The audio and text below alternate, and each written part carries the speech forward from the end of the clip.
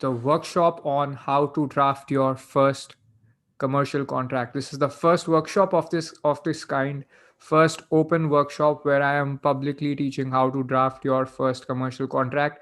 We are going to have a lot of exciting conversations today. As you all are joining in, let me know what you do currently, where you're studying, where do you practice if you're a practitioner, if you've drafted contracts, if you know something about contracts, or you've proofread contracts. You can say proofread contracts. If you've drafted, you say drafted independent contracts. Okay. So say what work you've done. If you're an independent practitioner, say I am an independent practitioner. Got it. Very nice. So I'm waiting for you all to keep sharing this as I'm going to load up a very interesting presentation. Rohil, very good. You're a legal executive in a listed company. Great. Then it's very nice that you're here, and this is going to be very valuable for you. First webinar with me. Okay, so a lot of you are first time over here, right? Superb. Somebody, Jagannath, practices at Supreme Court of India. Great. Okay, so I'm going to share a little bit from my life. Some of you may have heard this. It's not, but it'll be nice for you to connect with what happened, and it's going to be quite short. But I want to let you know, okay, a little about myself and how I got exposed to the world of commercial contracts. Today contract drafting, everybody jumps up at the whole idea, and it's popular. But it wasn't so earlier, right? Earlier, it's like the latest thing that contract drafting is important. People are appreciating that.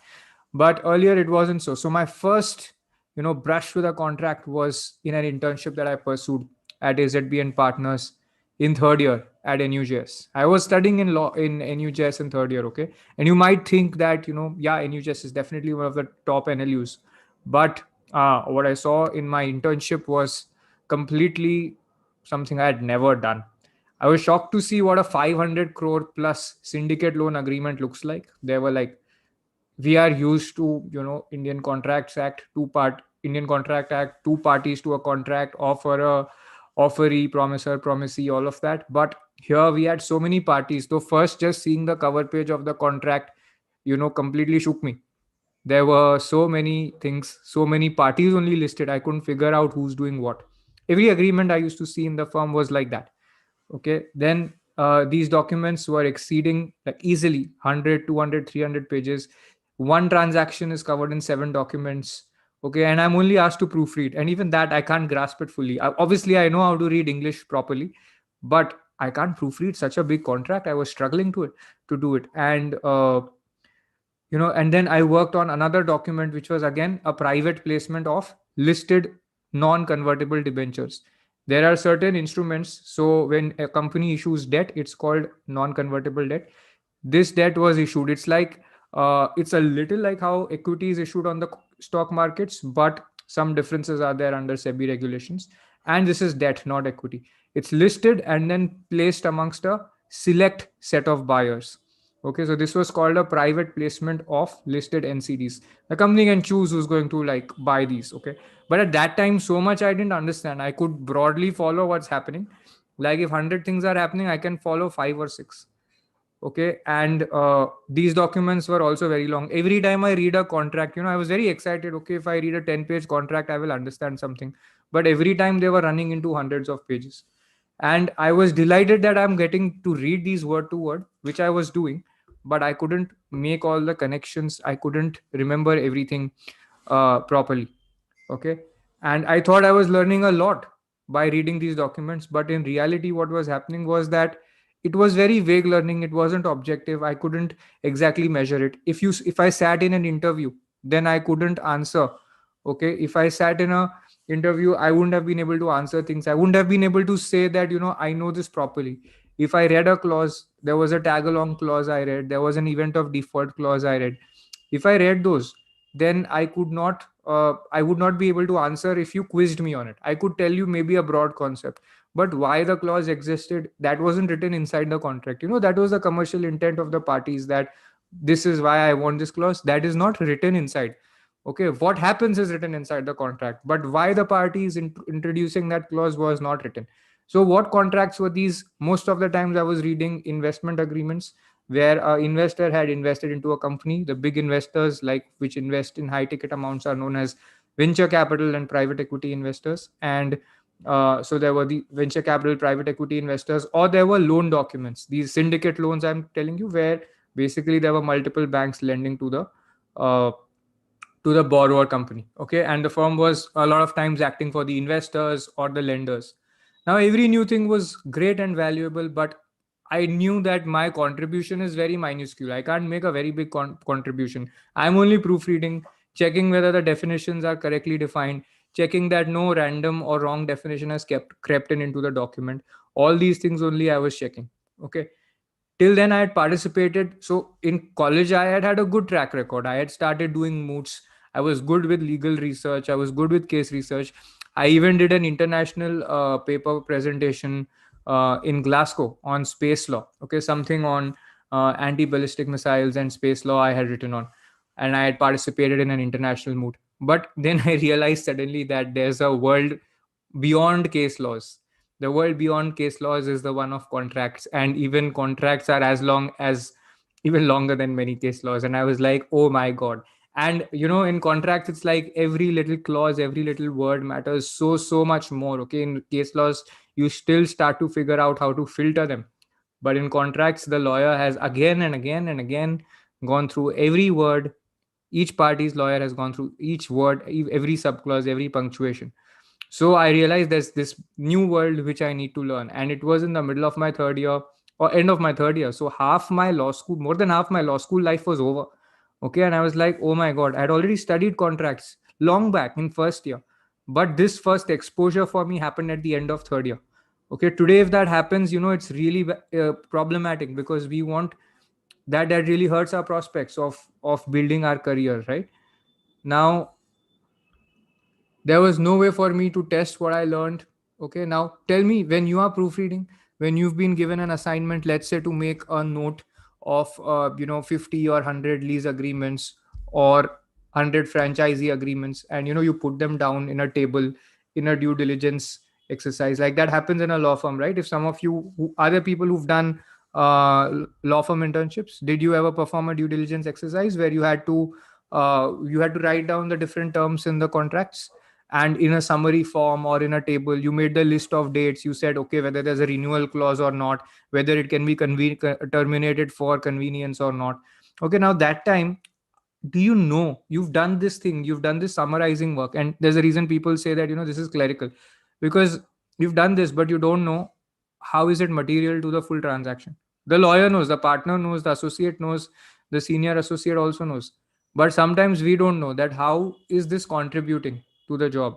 Also, we don't know what have we learned when we are summarizing, what's the new skill we learned, right? Of course we learned how to read and pick up things, but how is it helping us as corporate lawyers, right? So I thought I was learning a lot from proofreading. How many of you feel so? You get access to like 300-page contract, and then you feel damn excited, no? That yes, this is the internship I wanted. My internship is going great. My job is going great. Okay, you feel that, right? That this is superb for me. But I also felt so. But there's no way to test my learning, right? Now, how did I realize this mistake? Because there was no test, right? So I did not know that I have not learned enough. So back until then I was super kicked about things. So for me, my real awakening happened when I had to first help a friend raise investment. This was an IIT incubated entrepreneur. Okay, so IITs encourage entrepreneurship. They have their e-cells. They provide some. What does an incubator do? They provide some support services. They provide some office space and all of that. So the universities like IITs, they have some incubators inside, and they will support their startups for which are run by their alumni or students in their initial phases. So I helped one such friend whom we had met at a startup Saturday, which is a networking event, raise investment. I thought that I just have to get a template. And how many of us think so, right? That, if we get a good template, then things are going to be sorted, right? How many of you think so? Say yes, or say template, template, template, right? You get a good template, you think half the job is done, or forget half, 99% of the job is done. And that's what I thought, okay? Until I had to start working on it. It took me like a good 10-12 hours to read this, fix it end to end. And it's not like I managed to do it properly. If I look at it today, I am going to be like, probably aghast at what I drafted. Okay, like the quality that can improve could be so much more, right? So, this is what a lot of clients also will tell you, right? Give me the template, right? Uh, from LawSikho team, can Karunika, was there somebody handle chat a little bit? Okay, I'll engage with the questions around templates a little later. Okay, Arun, great to say that there's no template concept, but clients don't buy it so easily, right? So now the level of difficulty I faced was crazy. Okay, and I'm in fifth year. I have done the internship, so I and have interned in a top tier one law firm. And now what I'm doing is work for an entrepreneur at the most fundamental level. It's his first round of investment. In the tier one internship, the kind of work I'm doing is like for companies which are raising their fifth, sixth round of investment. Template is a format, Prasanna. Like you have court formats, you have formats for contracts. Okay. And if there are others in the audience who can help when somebody asks a question, that'll be great. Okay, so now why did this happen? Why did I find, that the real job was so much harder? Because as an intern, I know that somebody will check my work, no? Some senior will check my work. And if I make a mistake, they'll tell me. But when I worked for a real client, I couldn't have somebody else's business on the line, right? I couldn't afford to make mistakes. You will feel that. How many times, if you've actually, felt that what you're going to say is the final word, you tend to become 10 times more cautious, 10 times more diligent, 10 times more anxious. And all the flaws you never thought were flaws start to show up. Oh, how can I know this for sure? How can I know this for sure? Many things you assume to be true will not stay true, right? So your level, Hina, of responsibility is insanely high, right? Yeah, Sridevi, clauses can be amended. Point is not that. Okay. I had to visualize the deal so many times. By the way, I realized suddenly that, oh my God, this is not alone contract drafting. There is FEMA involved. There is Companies Act compliance is involved. I have to look at whether the contract terms are in alignment with the Companies Act, whether the FEMA aspects have been taken care of. Then I have to put it in the clauses in the right way. And I was like, I could miss something. And I had to visualize the deal completely. And I had to visualize the steps that, right now they are signing, and then what will happen, when will the money hit, because your client will say, when is the money going to hit my account? Okay, and he will think, right, that I've signed it, now money should hit, why is it not hitting the account? So there are things in the middle, there are steps that are going to be taken. Okay, there's going to be due diligence, there's going to be conditions precedent, then there's going to be completion, all of that. So but I had to figure that, and I was like going bonkers sequencing the deal in my head. Sequencing meaning this is step 1, this is step 2. Like your article has intro, body, conclusion, like that there are steps in those contracts. There's a flow, and not in the way you write it, but in the way that the events will materialize once you sign the contract. So that is what was completely like making me go bonkers. It required a new level of imagination, knowledge also, because if I don't know things, then how will I write? If I don't know FEMA, Companies Act, every small thing I'll have to verify, right? Then in trilegal, when I worked as an associate, I saw something completely new. Where what had happened was, we were in the M&A team, but the M&A team did a lot of restructuring work. Okay, why? Because this work was coming up a lot. The financial crisis had, in 2008 there was a global financial crisis. Okay, some of you may have heard of it. Okay, anybody familiar with it? There's a movie called The Big Short, okay, which is based on that. Okay, it tells you the experiences, it covers the climate at that time, also the environment, and the experiences of three people who made a ton of money predicting that this is going to explode. And then they were very sad that they made so much money, and most people stopped doing the work that they were doing in investment banking. Some of them went and became went to organic farming and all of that. Yes, Lehman Brothers problem, correct? All the banks had gone down, right? So that started to affect India a little later, 3-4 years down the line. From 2008, this crisis, like 2009, 2008, and till 2010, it was very, very widely spread. India, the effects started to hit in 2012. 2011, a lot of investors were wanting to pull out of their investments. If you look at their investment agreement clauses, the kind of returns they want are very, very high contractually. Okay, and so there was a complete war around that. Like the investors are writing various legal notices, initiating dispute resolution against the Indian company, asking them that allow us to exit, we are invoking this clause. And the Indian promoters are taking a new angle. They are saying that, these kind of clauses are not permitted under FDI, under FEMA, and you are asking for guaranteed returns, and this is not going to be possible. And they are trying out new tactics, even trying out criminal complaints to be filed. Okay. So, Arun, we'll come to what you're asking. Okay. I'll ask you to draft also some things today. In class, we'll do that drafting work, not in this workshop, basically. Okay. So promoters were responding by claiming illegalities. Now I could fully see that a well drafted 70-page agreement can also be ripped apart by a dispute. Okay. And there was a full war. There were 3 4 forums that came into picture. Arbitral tribunal, courts were there, and RBI was there. Okay. Filing complaints to RBI for non-compliance with FEMA. And we took opinions from senior counsels also. Okay. And I exactly understood that how dangerous it can be if you draft a bad contract. Okay. In fact, so much that if somebody asks me that why is this contract going to require somebody's personal attention, a lawyer's personal attention, all one has to do is say 5 things. What if this happens? Does your contract address that? What will be the cost for you if this happens? What will be the cost for you if this person goes and shares your information with another person, or if they share the way your business works with another person? Lot of things, 5 6 questions you share with somebody, they will understand why a template will not work. Okay. Then, by the way, the best part of the story, you would think, and we know that in India, cases take a really long time to resolve. What happened in the end? That the disputes were resolved by negotiation. Okay. So, after all, at the end of the day, it was negotiation which came to the rescue, and not the arbitral tribunals, not the courts. Of course. So, why did this happen?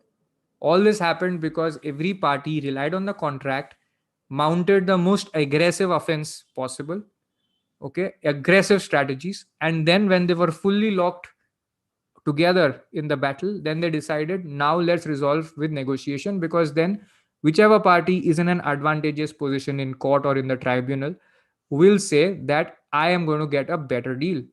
Okay. These negotiations took a year and a half or even more, and I had even quit the firm by then, started working on legal education, and I read about these settlements in the newspapers after I had quit working at the firm. Okay. And we had to take up for a brief period a lot of contract drafting work to stay afloat in the initial months when we were working on legal education while working. So we had started IP leaders, and we had to stay afloat at that time. Okay. In 2015 to 2016, we discovered something very very interesting. Back then, so lawyers, big law firms would charge a couple of lakhs at least for a small contract also. Okay. And startups couldn't afford that. We knew that. And in 2011, 2010, 2012, like, we'd helped a few friends with agreements. And so in 2015 16, we thought that how to make legal services affordable through a platform. And so we created a solutions based approach. What is this solutions based approach? This basically says to a startup, so usually you'll have somebody ask you for legal work, that can you draft one contract for me, how much will you charge, and then the lawyer quotes the amount, right? Now this is like a commodity. This is where they're asking you, give me a contract, and you're saying 10,000, 20,000, whatever you can be, right? Ankita, I'm coming to the intricacies, and there'll be drafting work also to do for this. Now, this method enabled entrepreneurs to appreciate the value addition. Do you want to perform contract drafting work? You just want to learn the knowledge. Okay. Question is that. So, yeah. So then we have to have the whole flow go on. Okay. So now this method enabled entrepreneurs to appreciate that how they are benefiting from a ROI perspective. What happens usually? Usually lawyers say that invest if you want good quality of service, but an entrepreneur cannot understand. Okay, that how is this going to help me? How is this knowledge going to help me in the future? So what we did is we created an ROI based approach. Okay. So I'm going to tell you what this is. But startups and new businesses completely loved it. Click Lawyer grew really, really well. This was in 2015 to 2016. Okay. What was different here? See, the solutions were a lot cheaper than a big law firm. Okay, a big law firm charges lakhs, and this was like, in 20,000, 30,000, 40,000 startups, and were having contracts for all their technology related work. They were getting contracts for the investment related work, or basic employment contracts and policies, lease agreements. So there were various packages that were there. Okay, so now what we realized here, they are cheaper than a law firm by a big margin, but startups are willing to pay. And these were lucrative opportunities for independent practitioners, freelancers, and small law firm owners. What was necessary to get somebody to agree to pay, to give you the work? Okay, if you could just imagine. Okay, and how did this work for the lawyer? Imagine saying that a contract takes me 20 hours to draft, and if you can, and tell an entrepreneur. So say, imagine an entrepreneur who wants an investment agreement drafted by you. Okay, they are negotiating with you heavily. Why are you charging me so much? They are not willing to pay you even 30,000 rupees. They are like, pay me 20,000. Some lawyer has given us a 20,000 rupee quote. Why are you charging us so much? Okay, you can get a template of the internet. I will give you 5 templates. He's saying that. Okay, how will you negotiate? Okay, and what we realize, if you could just tell somebody that this is going to take me 20 hours to do, but what it's going to enable you to do is this: you can raise money. You are raising, let's say, 50 lakhs, but what's going to happen if you lose control of your startup? Suppose you miss one clause, you give it to a cheaper lawyer, you save 10,000 bucks, but you get two clauses wrong, they are against you. In the end, what's going to happen? There will be some decisions which will be taken which don't allow you to protect your interest. Maybe you get a great offer to exit, but because of the clauses, the investor gets a priority over you to exit. So you can't even sell your shares at all. So you can't make money, as much money as you could have from your startup. What if you don't have, there's a major project you want to invest in, but the investor says no? Okay, so what if all that happens only because you didn't negotiate your contract right? And all is going to do just because you wanted to save 10,000 rupees. You did this happen to you in a 50 lakh contract. Okay, now you want to save the 10,000 rupees with me, negotiating with me for a cheaper rate and going to to a cheaper lawyer, or you want to give that money and ensure that in time your 100 crore startup, or 500 crore startup, is able to go the way you want it to go. Because if your startup, you don't have full control of your startup, your dreams will collapse, and you will not, probably the investor also will not be able to make it succeed, right? And then you say, this is going to take me 20 hours, and if things go wrong, you're going to spend anyway by paying to lawyers, right? A lot of money. And I'm going to charge you somewhere around 1,500 an hour. Just calculate how much it gives you. Okay, you say 20 hours, 1,500 or 2,000 rupees an hour, you can get 30,000, 40,000. Okay, this is a broad contours of an approach. Apply it with proper understanding. Okay, not randomly. This comes before drafting. Why does it come before drafting? If you have no work to draft, what will you draft? Right?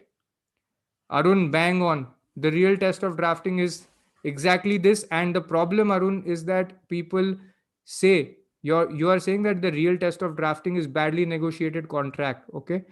Now the thing is this, that you have to tell the client before the bad parts come out. These bad parts about the contract will be known very, very late, after years or months. And that time there will be a problem. So you have to let them know this very much before. Okay.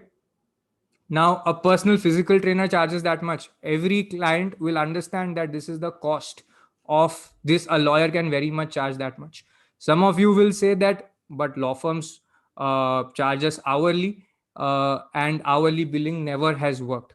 Do you all know? There are many criticisms to charge by per hour basis, right? Firms that could not cap. So now the problem with that was what? Not that that you cannot charge per hour. The problem is that you cannot tell somebody how many hours of work there is to do. So a client will feel that you are going to charge me 10 for 10 hours or 20 hours or 30 hours. I don't know. So to get the work, what you need to be doing is, you will need to be able to say, you will need to estimate your work correctly.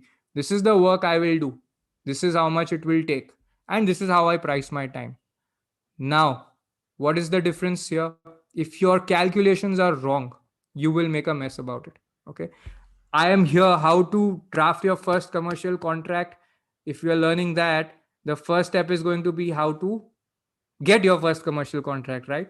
So this is a little hygienic stuff that this is the basic hygiene you need to know before you even get the work. If you don't get the work, you will not draft it. Okay. Where will you draft? Sitting where, whose contract will you draft? So you need to know this. Okay. So you need to correctly estimate that how much time it will take you to complete the work end to end.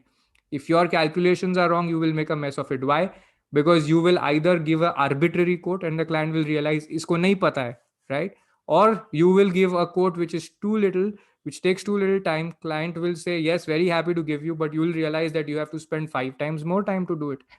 Okay. So you need to know all steps till the end. What do you need to know? Which contract or contracts to draft, which terms they will have, number of times there will be a back and forth, how many times you will service the client. You should know that. Rough idea of how many interactions we will have. What are the commercials and economics of the transactions? What are the perspectives of both the sides? The sticky points. Where is this deal going to get stuck? If you don't warn your client about this, you don't explain to them all these things, they'll not even give you the work, right? So you need to know this, how many times there is going to be a back and forth broadly. Okay, at least 2 rounds are going to be there, and I am going to be available for that. If there are 5 rounds, my code covers 2 rounds. Okay. You will need to know all the answers about the signing, stamp duty, registration. Some of these are statutory aspects, electronic execution, all of that you will need to know, right? You will need to predict the total time that all of this will take. Now, owing to the overwhelming benefits of learning contract drafting, it has turned out to be a very vital skill. Okay, for various kinds of work. What kind of work can you get if you learn contract drafting? Okay, one is you can do independent practice, you can do freelance work.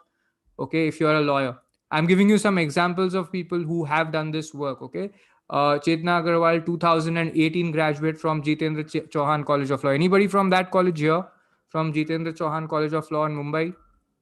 She has a CS degree, was looking to build clients and perform independent work. She had enrolled in our course, and she's started performing independent contract drafting and trademarks work for clients, and has also created her own firm.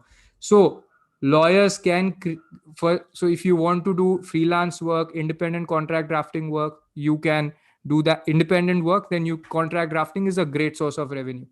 If you want to do independent work or you want to intern, then interning with startups, working independently with startups, this is another option where you can do contract drafting work. So why is contract drafting work really important? Because it's very easily visualized by any client. That contract drafting work, they easily understand. Opinion, they don't want to pay for. If there's a dispute, there's a choice. They should go for a dispute. They should not raise a dispute and negotiate it.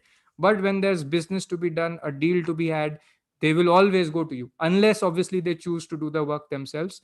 But they know the risk in that. It's very easy to say that why a contract needs a lawyer. Okay. So working or interning for startups is again a great way to get exposure to this work and do this work regularly. Okay. Why are startups such a promising opportunity? Have you thought about that? Would you like to share why startups are such a promising opportunity to do contract drafting work? See, I'm sharing where you can apply this, and then we go to the drafting part. Okay. Because anybody wants to guess, why are startups so important? Why are they such an important, why is there such a big demand for startups? Because entrepreneurs are more willing to take risks. They are more innovative. Yeah, big corporates will have more experienced lawyers. Okay. They would already have the relationships. But entrepreneurs, they are first time they are, getting into this. They are willing to explore new lawyers. They may be, they are also innovative and they want to take more risks. Okay, so they will be willing to consider you. Early stage entrepreneurs have revenue. What is early stage? Meaning somebody who just started the company recently or has a smaller company, but it's going to grow fast. It's on a growth path. Okay, they can't afford law firm rates, correct? Okay, startups, Kartavya, yes, they would need to comply with rules and regulations a lot more if they are looking at securing investment. Okay, so any high growth startup will require that. Okay, and by the way, you know how the big law firms have expanded across the world? All the international law firms, they started and grew as the companies in their country expanded to other countries. Okay, so if there's a big US or a UK firm with the international presence, they became international because some of their clients grew. If you start serving startups today, if you're serving 20 clients, you may have two or three become really big, And the way a lawyer's uh, the way a lawyer's practice works is that top uh, your top 3 or 4 clients will basically end up running your will be the source of funds for your entire practice. So if you've consulted 20 startups, okay, and 3 or 4 of them or even 2 of them have become big, you might be able to run an independent practice with just 3 of them, and then the others will keep giving you other new clients, will give you some work on the side, but 2 or 3 startups can be the source of your full practice. Okay. Now, in India, so corporate law firms also, what happened in India also, many law firms, they took 2 routes to expand. One is help foreign businesses come India. The other is help Indian businesses with their legal work. As the business grows, the practice will grow. Indus Law followed this strategy of very heavy new business focused strategy since the 2000s. Okay, and they have now, you can see they are a very very big and reputed law firm doing high quality work. So if your client grows, their legal needs will grow. Remember, they will raise if they raise capital, their operations will grow, so they'll give you more work, more legal work will be there. There'll be paperwork, contracts, compliance, advisory work. Okay. Now, independent, by the way, you know that independent lawyers in India can earn as very well, because a lot of contract drafting work exists which they will need to frequently perform. Like 2 to 3 lakhs per month by serving such companies is very much possible. Now, here's a quick list of agreements. I'm sharing an example, okay, that a new business needs.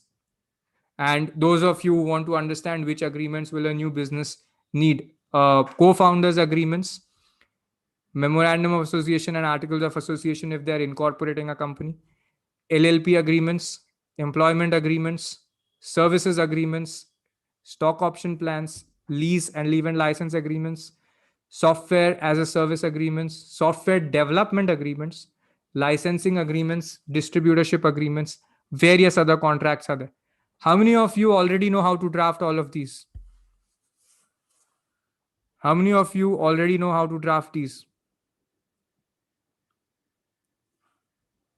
Few of them, yeah. So imagine if you can, create all those packages, the whole set, if you can do, okay, then you can help one startup grow from one level to another. Like from the time that they just start earning revenues, the moment they look to expand, they'll say, I need my legal work in order. If they go to raise investment, they'll say, I need these things in order, right? These contractual terms have to be made clear, and this is where, see, your startup client is not a very sophisticated person in terms of legal knowledge. In a big law firm, you know who gives the matter from the client side? It's a CFO, it's the head legal, it's the in-house counsel. So they are talking the same language that you have learned, you are using as a lawyer. But an entrepreneur is not talking that language. They are like just going to look at what is my value.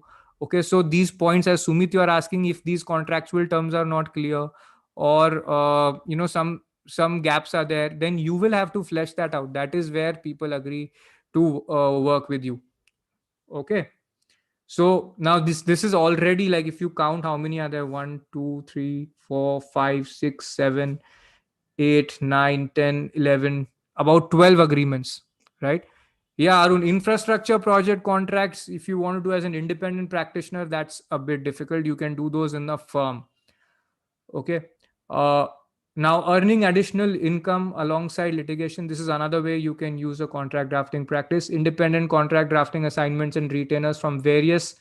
You can. So, what do litigators really look for in their initial phases is that, keep getting contract drafting work on the side, have some retainers with a few companies. So what does that kind of a retainer allow you to do? A lot of that includes contract drafting work, some enforcement work, meaning sometimes you may need to send a notice, go to court, but a lot of contracts are included in this. In the lockdown, there were 2 categories of litigators: those litigators who had no matters because they only did pure litigation, another set of litigators who did corporate work or contracts and litigation. They continued to have matters, and they could continue their practice. Okay, so remember that in-house counsel jobs. Okay, in-house counsel jobs are again very very important for people who are doing contract drafting. Okay, paid research work and internships, again super important. If you are learning contract drafting, then you can get some of these assignments. So we keep focusing on this because really we don't want money to be a limitation in your life as a law student or as a young lawyer. Okay. uh, so learning contract drafting, for example, when you're learning how to write with that rigor, it will sharpen your writing skills and even increase your research and writing work.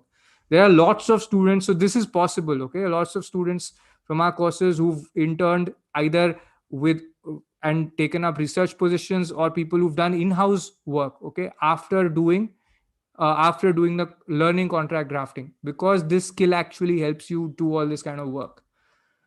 Okay, so in 2018, we started with an ambitious project to teach young lawyers how to draft 100 contracts. I taught hundreds, I have myself taught hundreds of litigators, corporate lawyers, and law students how to draft contracts through a very innovative method. Okay, now before we go into the method, I will use that method. I will ask you all to draft a few clauses. I'll explain a few intricacies also.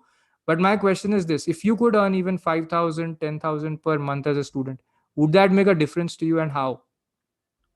Would you all like to write on chat? Can you think of, okay, if you could learn, is earning money important? Say yes if it is.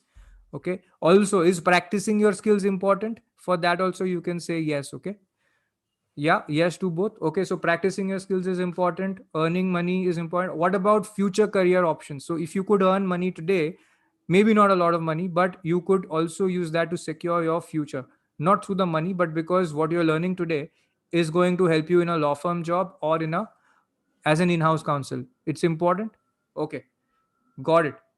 So if you could earn 5,000 or 10,000 per month as a student, or as a young lawyer, let's say you could earn an additional 25,000 to 50,000, not much. So I wrote 2 lakhs to 3 lakhs people can earn, okay, who've done this very well, who've mastered how to get their own clients and convert them and then offer services. But if you could just earn 25 to 50,000 per month additional income, would this make a difference?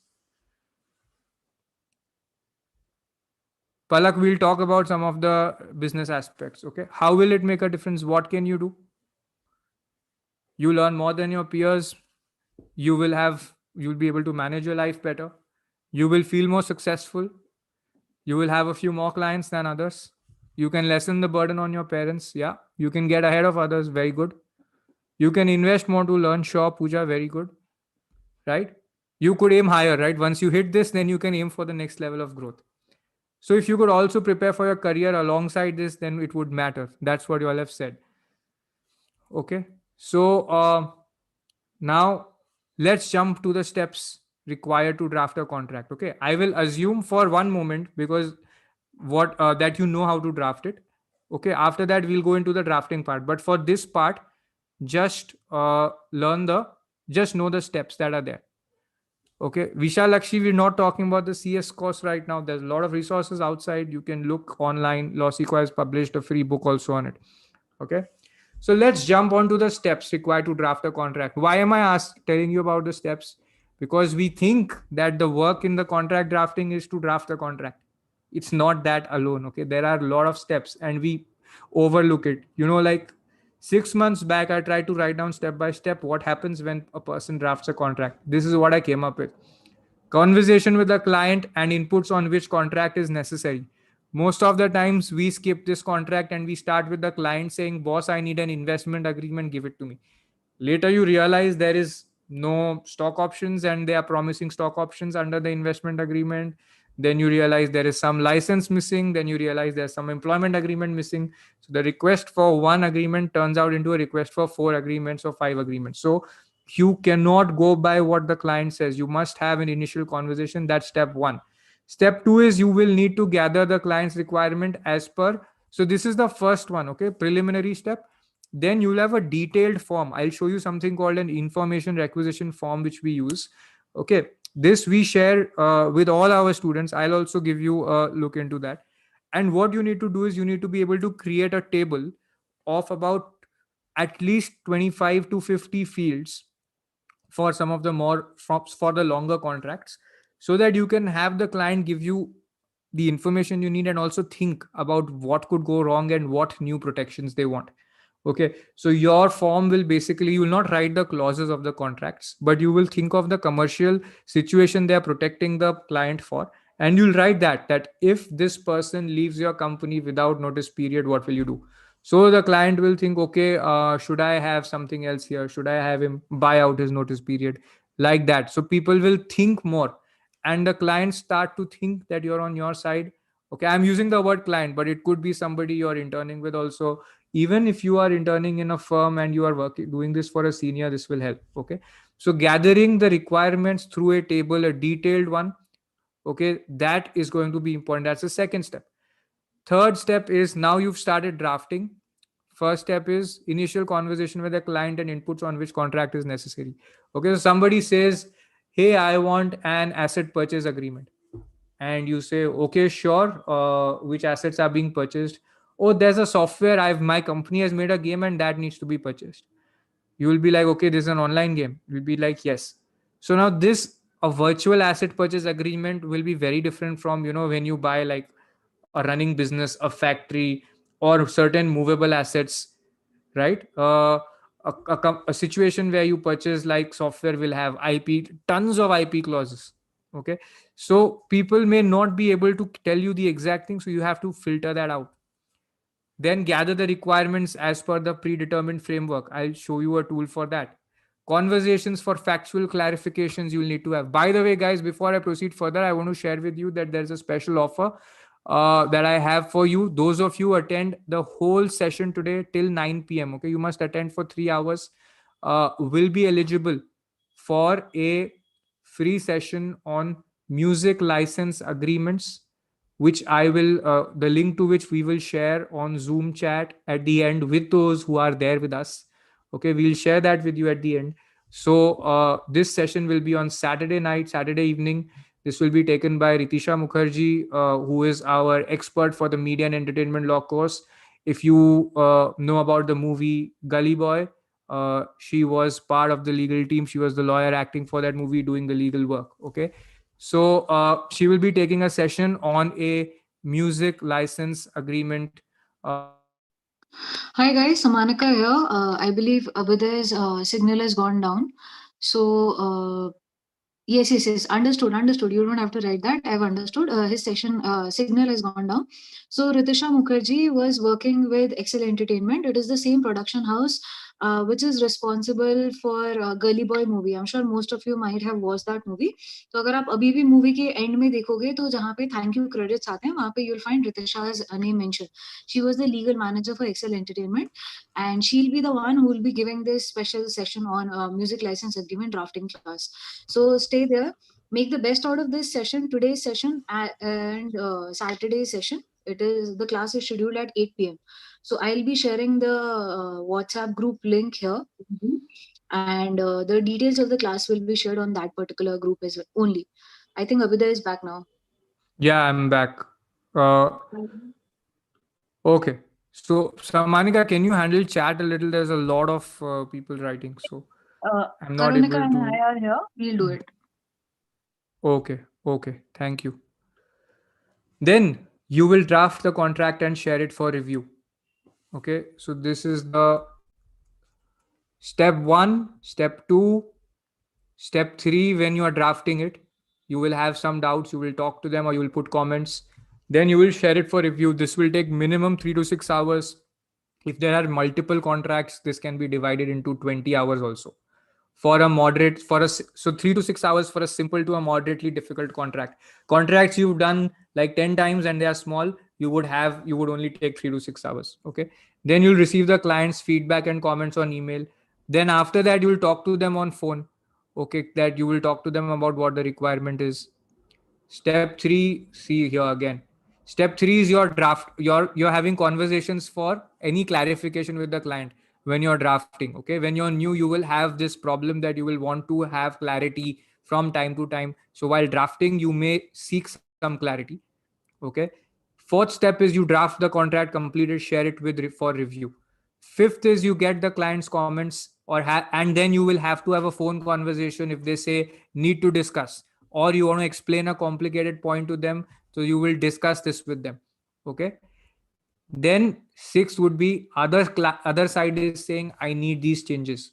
Then there will be more iterations meaning more edits and revisions. Okay.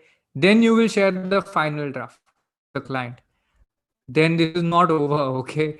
After this, you will provide execution related support for what? Electronic signing, stamp duty related input, registration related input, apostillation if there is a foreign party there's executing abroad, or there's a foreign executed document which has to be brought to India, all of that. Okay. Then now we are going to do what? We are going to start with the review of a contract drafting checklist. Okay. And I am going to ask you to draft a few clauses as I go through the contract drafting checklist so that you can practice. Okay. And then I'll give you. So let's do this together. Hang on. Okay. I'm loading the checklist on my computer.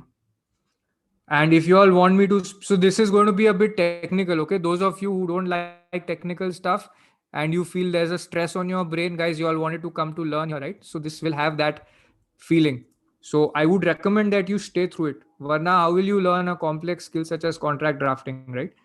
So hang on, putting it. So we're loading a contract drafting checklist. So everybody, you can, seventh step is this is the last step. Provide execution related support. Before that, there's the final draft. And always remember, there is one step in between the final draft and the execution related support. You know which one?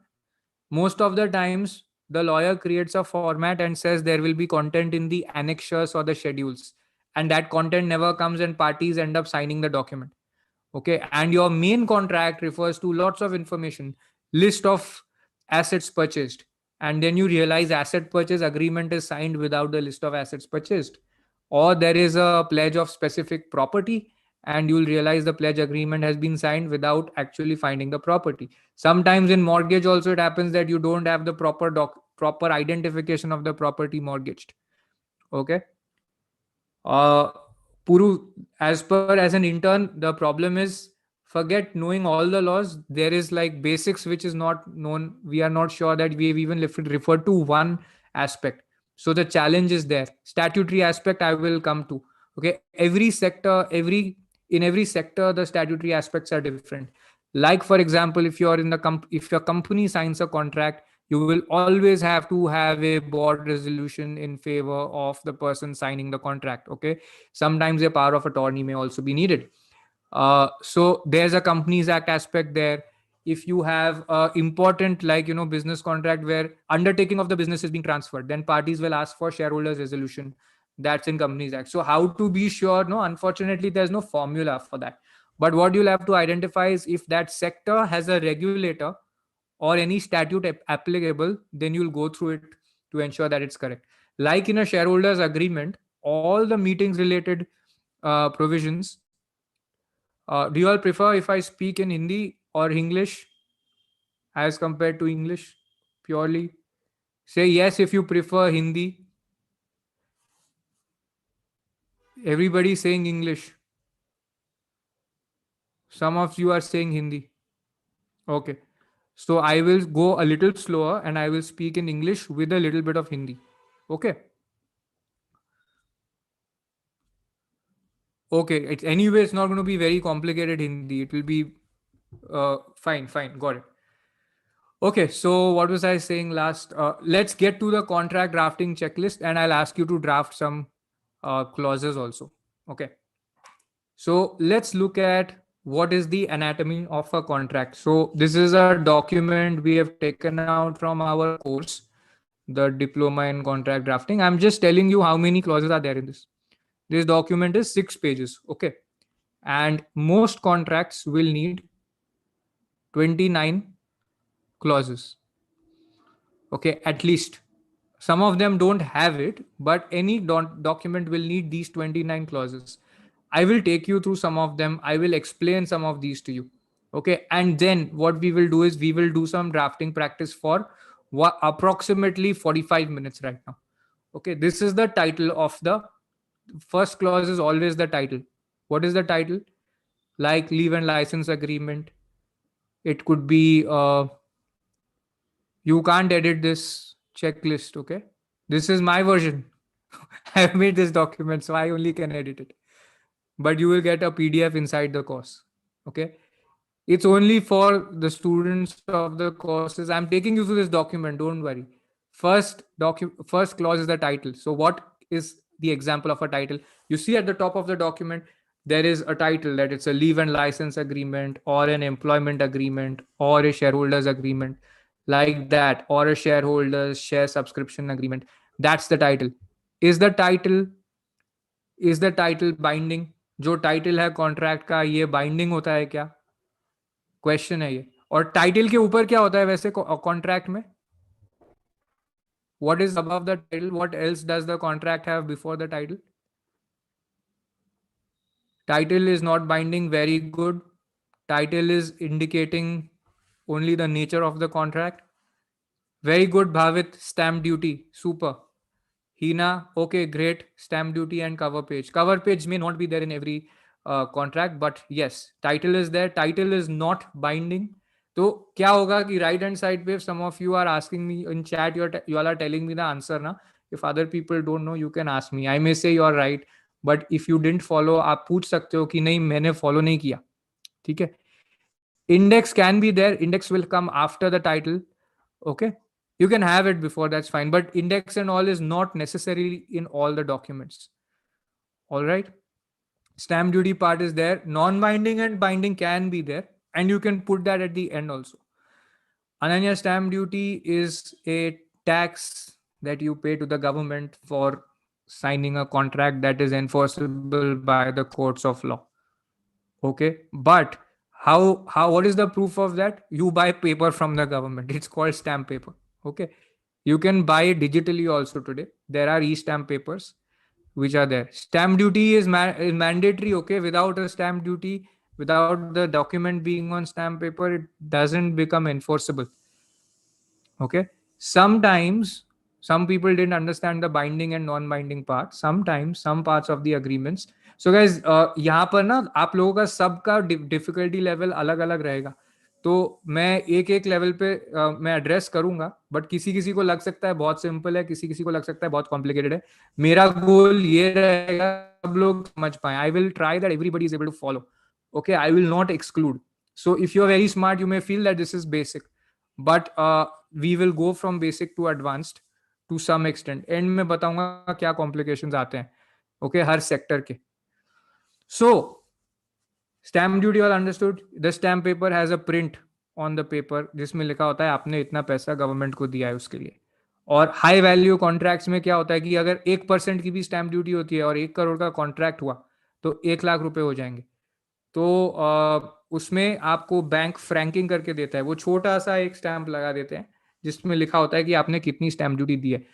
Banks are authorise to stamp the document with the stamp duty.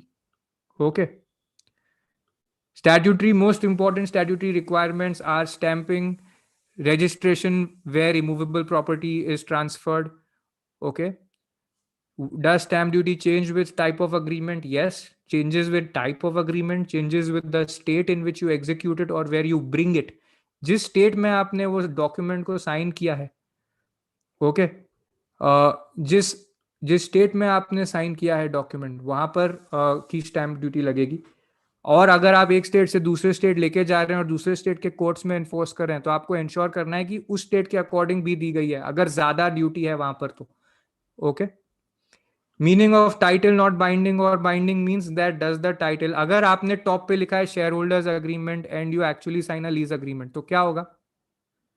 Will it be a shareholders? आपने top पे लिखा है shareholders agreement और सारे clauses में lease की बात हो रही है, तो उससे कुछ प्रॉब्लम होगी. It'll be a lease agreement, right? Uma, correct. The highest stamp duty is to be paid. So if there is a difference, you will have to pay the balance as per the new states, as per the second state's law. Okay. Can the clauses of the contract be amended after getting it stamped? Yes, they can be amended, but that is through a new amendment agreement, and the amendment also has to be stamped. Okay. If there was a registration required, then there will be new requirements there for registration. If there was a mistake while you drafted the agreement, then there can be a rectification. There are very specific requirements for a rectification. This happens before the registration authority. Okay, Prasanna, good example. Shall we move to the next clause? So title, Sumit, you understood? It's not binding. What it means? Okay. Introductory line. What does this mean? So my goal is to teach you at least 5 clauses today. Okay. More than that, can't guarantee. With a lot of people, the session also goes slow. People have a different. Everybody needs different kinds of guidance. Okay. So if you can draft 5 clauses today, or any 5 clauses of a contract, that will be very good. Introductory line में आप क्या लिखोगे? This agreement, this dash. So you will say this shareholders agreement, yeah, this license agreement is executed on. Always remember to have date and at where. Okay. At is the place. Registration authority is not the court, it is the registrar, the sub registrar of assurances. That's what the authority is called. But if you ask anybody in your area, registrar कौन है यहाँ पर, registrar का office कहाँ है, where is the registrar's office, they'll tell you. Okay, you'll be able to look it up on the net also for your area. Jurisdiction doesn't come under title. Subhashri, if the title of the lease agreement is shareholder agreement, it still stays a lease agreement. Okay. At the registration desk, when you go for registration, some lease agreements will go for registration. Okay. Over there, sometimes the registrar will scan it and they'll say, what have you written in the title? Then you can fix it. But how you will interpret it is as per the body of the contract. Okay. Body meaning actual clauses. Okay. How specific does the place have to be? Very good question. The district or the city is good. Okay. Building and all is not needed. All that is needed where you write the party's description here. Where does a party ordinarily reside, or where do they have their permanent address, or where do they have their registered address? Okay, that will be there. Okay. So defining, firstly, let's go to introductory line. So introductory line is usually very small. And you can write it as of, you can write the date of signing. आज मैंने sign किया. But क्या वो आज से applicable है? If I sign a contract on 7th, is it applicable from 7th? Necessarily, is it effective from 7th?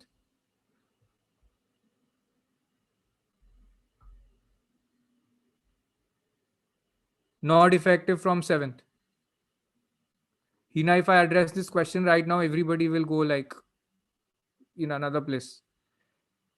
It can be effective on 7th, but like after execution, yeah, immediately after execution, the contract will be effective unless I say it is effective later. I can write that elsewhere, right? I can define a term called effective date. What will the effective date be for different kinds of agreements? Take up one example and tell me what is the effective date. So suppose you sign a rent agreement today and you want the rent to be effective from next month. So where will you define it? Think where that clause will go. The answer may not be here. Okay. So pause that. Okay. Pause on that. You can write introductory line. I want you to write introductory line for rent agreement. Everybody on chat, write introductory line for rent agreement. Okay. Some people write for employment agreement. Imagine you got your first job. You have to actually, you got a job with somebody who said that aap hi bana lo contract. You only make your own contract. Okay. Or you got a client who's saying that, I've got this job and I want a contract properly made. I want to share it with my employer. Unusual situation, but imagine this has happened. तो आप क्या लिखोगे? पूरा line लिखना है. ठीक है. Very good, Hina. Okay. So you all can use this for reference. Correct, Murthy. It can have retrospective effect as well. Okay, retrospective भी हो सकता है. Okay. Prospective to retrospective also. It can start from the future also. It can start from an indefinite date also. मतलब exact date नहीं बताया है. जैसे you might say that this the investor this agreement will be effective.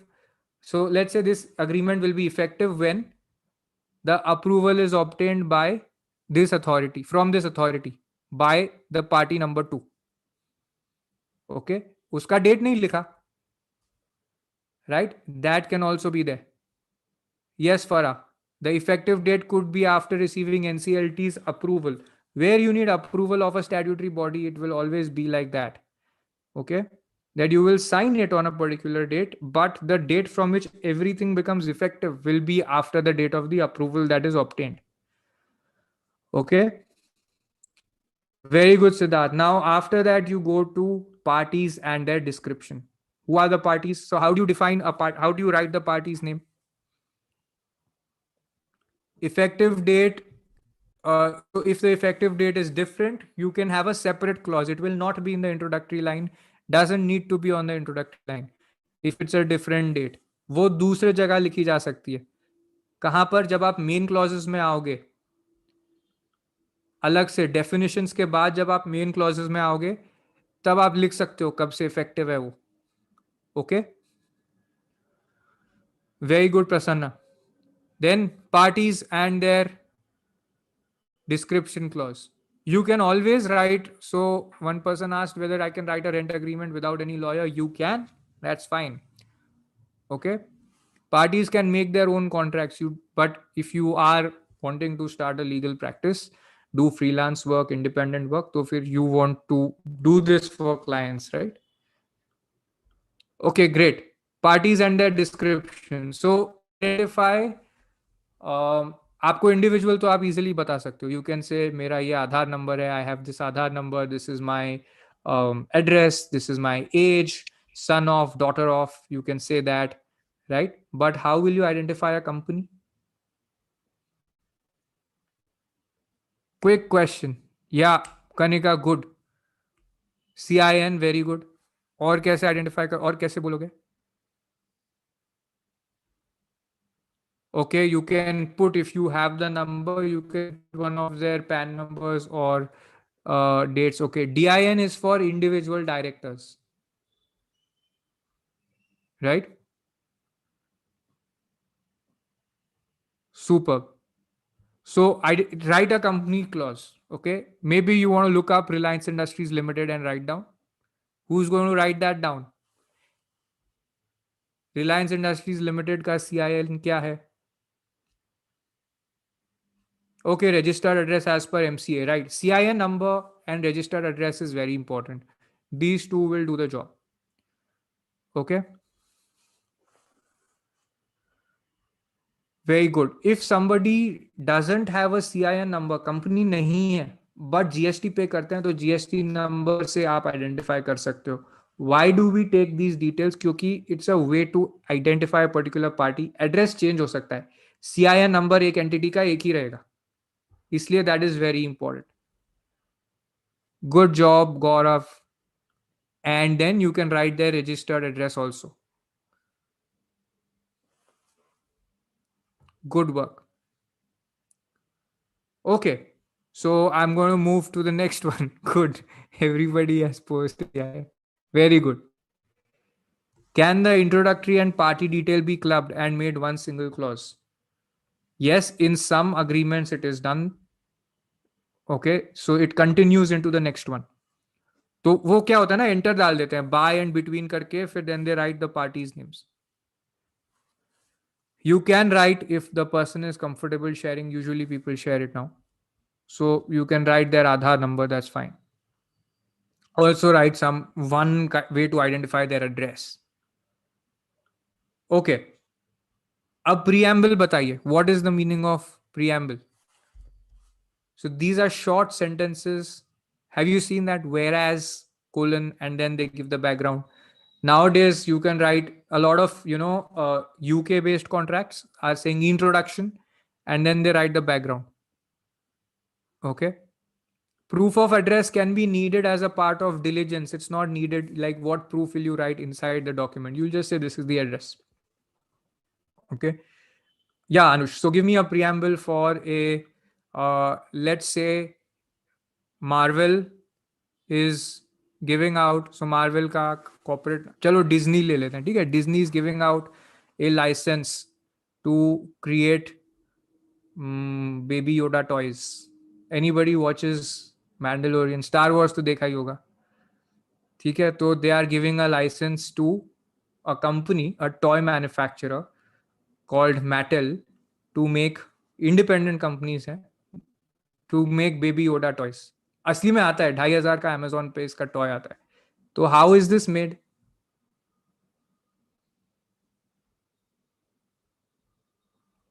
How is this made? What will you write in the preamble? So you can write up to, I am saying abhi ke liye, you can write up to 3 or 4 short lines. So tell me which 3 or 4 short lines you will write. You want to practice writing, guys? Get on laptop or on phone. If you're doing, then you'll have to voice type. Whereas Disney is desirous of licensing to Mattel the right to make X toys. Okay. Okay. This would ideally be a character merchandising agreement which has a license clause. Okay ये एक part है, ये तो last part है. Licensor is giving the licensee to manufacture toys, तो last हुआ ना. उसके पहले you will give some background to Disney, you will give some background to Mattel. Kubra, what do you mean by will it be descriptive? It will be descriptive. It will explain. It's a background to the contract. You can call it summary or the background, and it is for the courts to understand what is the intention of the parties. Okay. So the last part definitely is this, that the licensor is giving the licensee the right to manufacture toys. Yeah, Disney is desirous of licensing to Mattel the right to make X toys. या toys का नाम हो जाएगा. And in consideration thereof, the parties have agreed to enter into this contract. Exactly, Nikita. You describe the licensor and the licensee. Right? So describe the licensee. Brief of business of Disney and Mattel. Yes. Mattel is a leader in creating toys for various audiences, various buyers in the market. You can say that. Disney is a leader in the entertainment, uh, various business, movie business, comics, fiction, all of that, right? So you look up, ये कैसे ढूंढोगे आप? Disney के website पे जाके you will see उनका काम क्या है, and briefly you will summarize it. Okay. Prasanna, if Marvel desires to acquire, ये उल्टा कर रहे हो Prasanna, you are reversing it. Mattel is not supposed, Marvel is not buying any copyrights. Marvel has the copyright, and Mattel needs the license to make the toy. You are doing the reverse.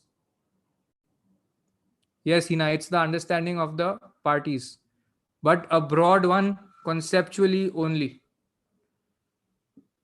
Okay. Saurabh,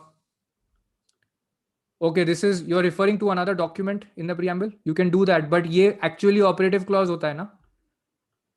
This is the actual clause, which is a binding clause, that this is the rent, this is the security deposit. Okay. Sumit, good. Aarti, yes, that is a background. Okay, and the part where you have written and Marvel is now desirous, you will stop it there and you will break it and make a new paragraph. Right? Palak, you can always ask the client to give you their annual report, or you can ask them to give their company some business proposal that they send clients. You will come to know what they do there. Okay. And you can ask them about this. Definitely they will tell you. वो बता देंगे आपको. But वो चाहेंगे ये कि आप थोड़ा समझ के जाओ उनके पास. तो जस्ट डोंट से आपका बिजनेस क्या है. यू शुड गो रिसर्च की what they do and then you should go there. Okay. Okay, so everybody comfortable with preamble? Say yes if you're comfortable with preamble. If you all are moving fast, I can cover a few more clauses. But जब drafting का काम आता है तो लोग भाग जाते हैं, और जब कहानी सुनाता हूं तो लोग रहते हैं और बोलते हैं ड्राफ्टिंग पे इनसाइट्स दो. So how does that work? Little more on preamble. Okay. Everybody is not saying yes. What is the doubt? Not clear to you. Okay. So think of a contract that you want to enter into. I will not do a complex one. Should I do a complex one? Yeah, simple one. First, I'll do a simple one. Okay. So whereas Mr. So and so is the owner of the property situated at this address, whereas Mr. So and so is looking for a house for residential purposes on lease, whereas the two parties have met and discussed the terms of this lease and have agreed to crystallize it in this agreement. Okay, that is how it works. Preamble doesn't need to have consideration and the obligations. You can just say that, what the parties are exploring. Okay. Okay. So is that clear? Those people who said that we are not clear, Shubham, is it clear? Sakshi, is it clear? Okay. Definitions. अब यहाँ पर you have, so preamble starts with that whereas and then something, the body basically, and then you'll put in semicolon. Then again you'll go to whereas, then again you will write, and then it'll be semicolon. Okay. Then at the end, clause 1 onwards, you will start with definitions. Prasanna, you can say that. Okay. Preamble is a background. You see the preamble to the Constitution of India, it is telling you a few things. But preamble of the Constitution of India has a higher status for interpretation of Constitution than any preamble to a contract. Okay. What is the need of writing preamble? Anybody has answer to that? Sharad has asked a very important question. What is the need if it is not even binding? Is it binding, by the way? Yes, preamble or recitals will work. Okay, it's an introduction. So if there is a doubt about the deal, then courts may refer to it if there is a doubt, and otherwise it is not binding. Okay, if you want to skip, it is not going to harm you, but you know that every contract can go into a dispute later, so you want to understand the background very clearly. Okay, so will be a good idea not to skip it. Okay, yes, very good. So you all have understood what a preamble is. Preamble is not binding by itself क्योंकि उसमें obligations नहीं create की होती हैं. You cannot create obligations in a preamble. Okay, either will work. Karnika, you can write it as recitals or preamble. Okay. Okay, so definitions. Tell me which terms you want to define in that deal between Disney and Mattel. What will you want to define there?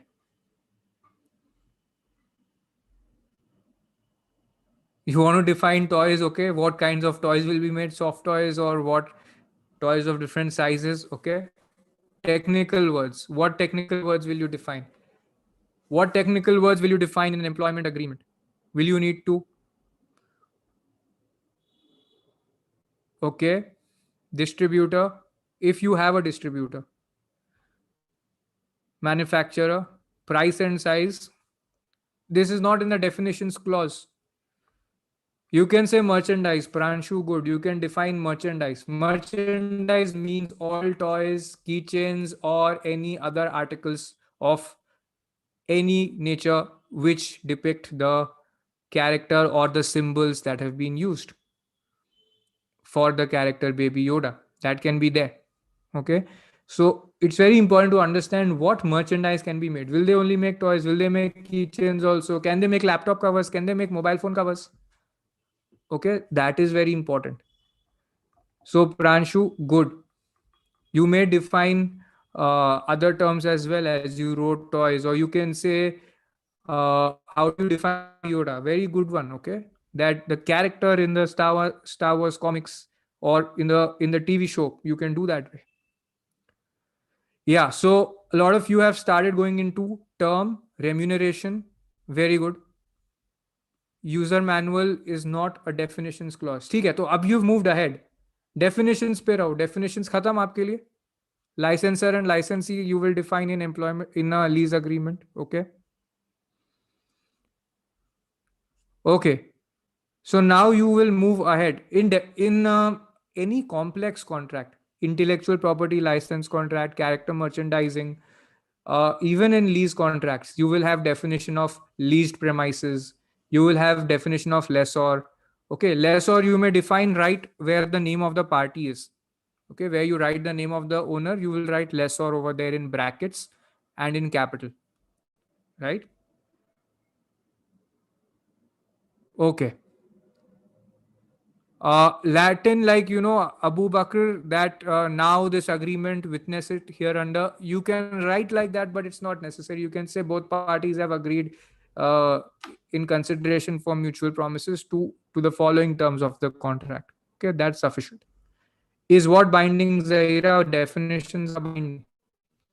Definitions are completely binding. Confidential information can be defined here or inside the confidentiality clause. Very good. Okay. So I'm moving forward to clause number 5. And with that, we will do 6. What are the obligations of the parties under consideration? ये हमेशा देखना होता है और ये मिलता नहीं है. Complicated contracts में you will not find it.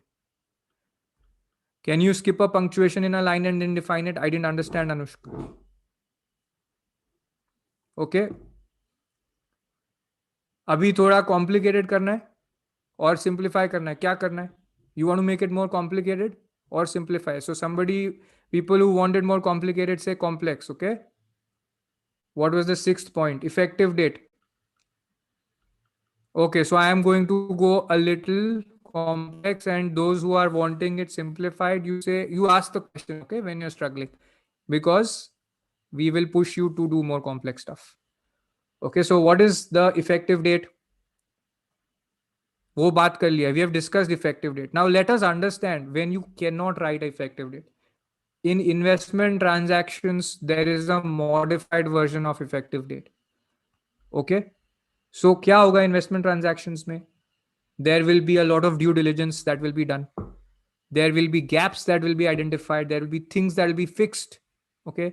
Parties will there may be some approvals required, or parties will have to rectify all the gaps.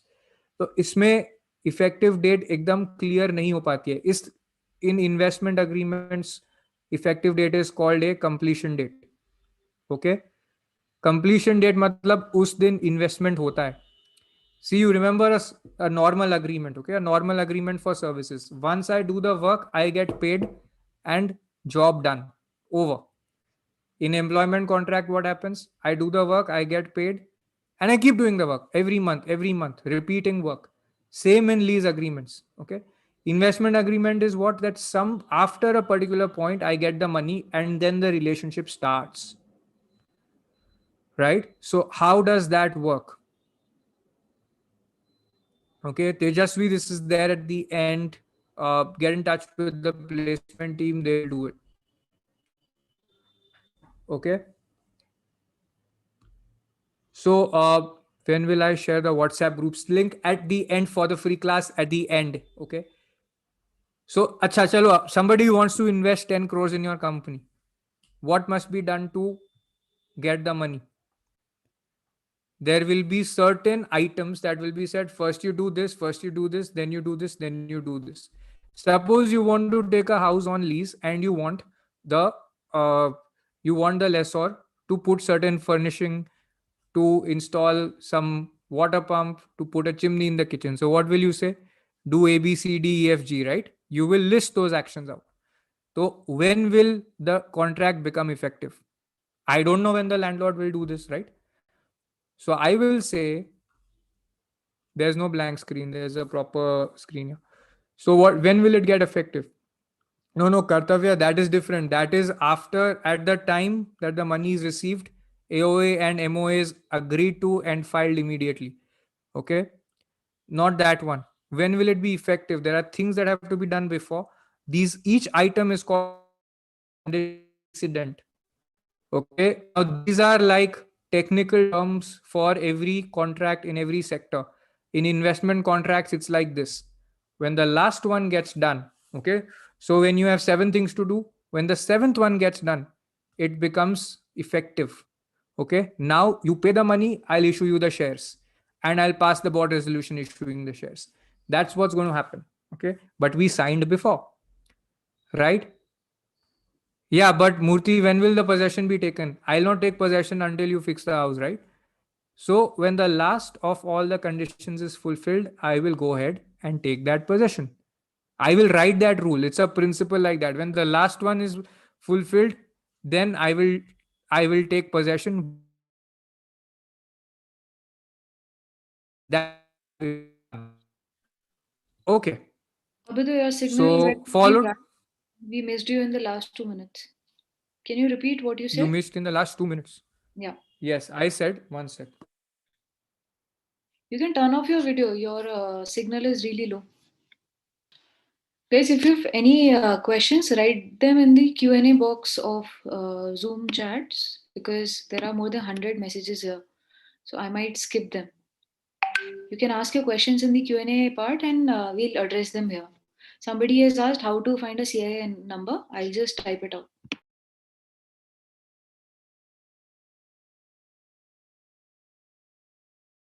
Subhashri, please put this in the Q&A box. I'll just address this.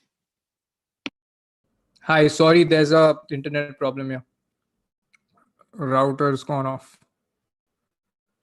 Can you hear me? Hello, can you hear me? No? Yes, we can. Okay, tell me if there's an internet issue again. I'm now from hotspot.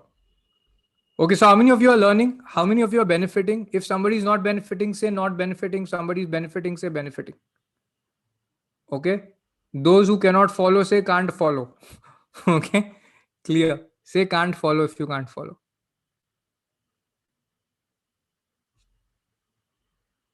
Okay, trying to find.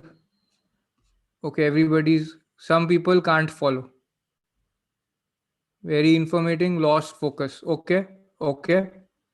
Okay, so if you are not able to follow, then you ask the question. Okay, just ask your questions. I will answer them on chat or we will answer them through the team. Okay, okay. So clause 6 is here. Abhyuday, sorry to Yeah, interrupt here. All those who are watching us on YouTube, you can join us on Zoom. The details of the Zoom link has been shared on the description box of the session. Because to be eligible for Saturday's class, we'll be checking the attendance sheet from Zoom's attendance sheet. So if you're watching us on YouTube, you may not be able to access the free class which is scheduled on Saturday. So why not join us on Zoom, right? There are a lot of yeah. people who are watching there asking questions there because we'll not be able to address those queries. Abhyuday is addressing the questions In which the have been Zoom asked in session. the session. Yeah, so you can Yeah, join us. yeah. Akira, I'm not sure if I can go faster. I have to keep this pace for people to follow together. Okay. Um, okay. So effective date is the date on which the contract gets after your signing, the obligations kick in. That's the effective date. But if there are 7 things, 6 things, 20 things another side has to do, or there are things that both sides have to do, then you can say that these are the conditions precedent. Basically, if you look at the dictionary meaning of precedent, it's like what is required before. Which are the conditions required beforehand? On the time of the last one getting fulfilled, then you can say that after that, this contract is going to be binding. Both of us will have our obligations kicked in, right? Okay. Is my voice fine now? Yes, it is. Okay. Okay. Now, sometimes parties say that I don't want you to take infinite time to fix your house. Like if I am looking for a house to be taken on rent in 45 days, or sorry, in 15 days, what if you take 45 days to do it and it's not 45 days work? Then what will I say? I will say that you must complete it within this date, all of these, or this contract is off.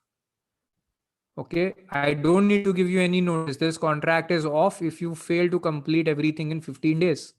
And it's effective on the last date of on the date which when you last complete the last of your these fixing work and these 7 items that I have listed up. Okay, so this is what this kind of rules you can define in the contract. In technical language, this date has a meaning. Okay, it has a term. But did you understand the rule? Before I give you the term, I'm telling you the rule. Okay, I can put in a rule like that I need this done in 15 days, otherwise the deal is off. So I've signed it, but deal can be off. It's called a long stop date. A long and stop date. Okay. That is what it is called. Okay. You don't have to mug it. When you see it in a contract, it will get into your head. What are the, then comes the obligations of the parties. This is the last part I'm going to look at. Three parts. Okay. Obligations of the parties and the consideration. Always look, are both sides doing something for each other? Okay. Are both sides doing something for each other or not? Okay. And in a big contract, it's difficult to see. All right. So tell me the obligations in an employment agreement, or tell me the obligations in a consultancy agreement. Consultant agrees to dash. And what does the organization or the company agree to do? Long stop date is the final date by when all the conditions required must be completed. Otherwise, the contract won't be taken forward. It will be considered terminated. Okay. Okay. So, providing services of which kind, of which nature, in what manner,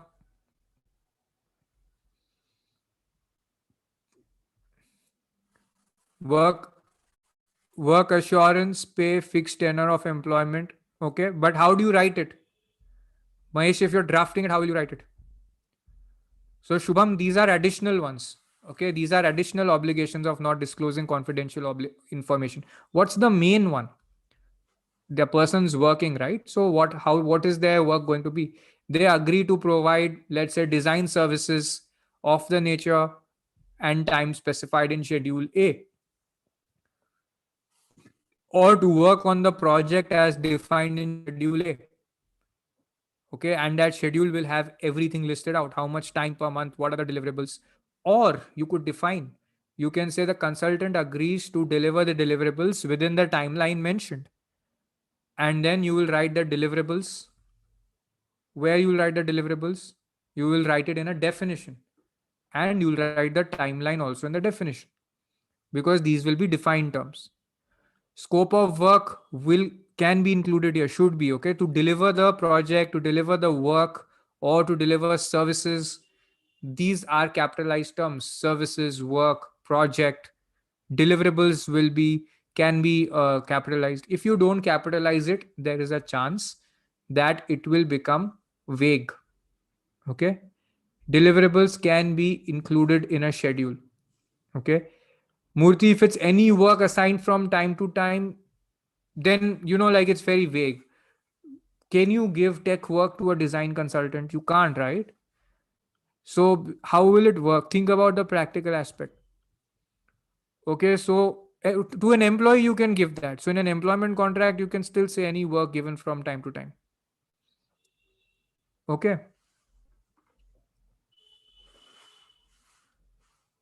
Okay.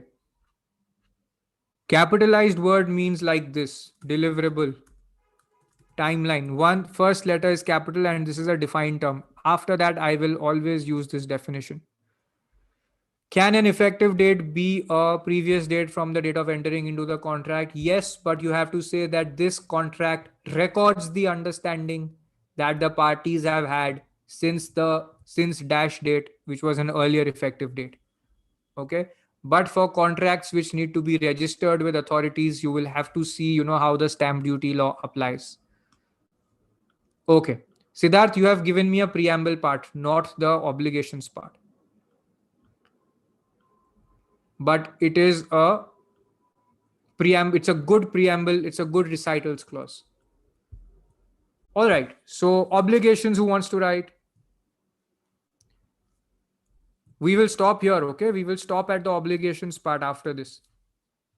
Term is the duration of the contract. Every contract, you may not have a term. Like, it will be unless terminated, it will continue to be valid perpetually, or it could be valid for 2 years and renewable automatically unless terminated. Subhashri, you have written. Where have you written? I'll show you the headings. Okay. I'll go through all the headings now. Won't be able to explain then because we are running out of time. Okay. Difference between term and long stop date. Very good question. Term is the duration of the contract after the effective date, right? If it's effective today, it's going to be valid for 2 years. A long stop date is what? A long stop date is the date that it will not be effective only if you don't do the prior conditions, right? Like your parents can say, right, that if you want to crack the judiciary exam, you have only 1 year after graduation. Okay, after that, no sitting for the judiciary exam, go for a job. That's what? That's a long stop date, right? Because after that, then no more sitting for the exam. You have to do something else. Deal is off, right? Term is so the term is after the deal expires. Like you actually live through the deal, right? You have an 11-month rent agreement. That's the term. Okay, but long stop date is 45 days. If the lessor doesn't fix the house and give it to you, it goes. So these complications in a residential house you don't have, but in corporate leases, all of these come into play. Okay, Abdul, that is not finalized for judiciary, but I'm saying for people who are sitting for the judiciary exam. Abdul, that news was that it is going to happen, not final and not certain. Okay, followed. Term followed. Everybody followed term. Can somebody write a clause? I'm giving you 2 minutes and then you take a 2 minute break and then I'll come back and show you all the clauses ka heading and then we'll move on. Okay. So can somebody write a clause where I'll tell you the rule and then you draft the clause on chat. The rule is uh, the rule is that the contract will expire in the contract is will expire in 11 months unless it is renewed with a notice of at least 1 month prior to the expiry. Okay, write that version and one person write the version. Some of you, so it is due, it is going to expire in 11 months unless you renew with a advance notice of at least 1 month. Another one is automatically renews unless terminated within a 1 month period. Okay, write these two versions and show on the chat box. Term is not needed in the preamble. Don't write term in the preamble. Okay. Okay, guys, write this. And Sammanika, you wanted people to take a small break. Does anybody want to take a small break? Water break? Come back and type. I'll show you then all the clauses and then we'll continue. Do you want a water break now? Did you say something? My I net got asked if disconnected. people want a water Understood. break right now. Okay, then you Okay. take a water break. Write this clause. This is going to be for about 2 3 minutes, 3 minutes break. Type out everything. Okay, you want to get some food, some coffee, anything, you can get that, and then we will continue. We'll Okay, resume at 7:45 then. 7:45 will resume. There are 299 people, guys. Free music licensing classes available, and there is a lot of more exciting stuff. We just touched upon something. Okay, and we have not completed how to go about drafting a contract, not seen the whole world of contract drafting. So wait, okay, don't go. Can somebody repeat what? First scenario is 11 months validity, at least 1 month prior notice needed to renew. Okay, so I'm going to be back. You guys can also take a water break. Everybody stay tuned. Okay, don't leave the session. I had shared my number a few minutes ago and my inbox is flooded with WhatsApp messages. If you guys are sending me any message, just do let me know that you are part of this session and please introduce yourself. Like rather than just sending Samanika, help me with this. At least let me know what your name is, where you are from, which college you are in, or which year you are in, right? And then tell me what exactly you want me to help you with. I'll do that. One of my team member, if I'm not available, I'll ask one of my team member to give you a call.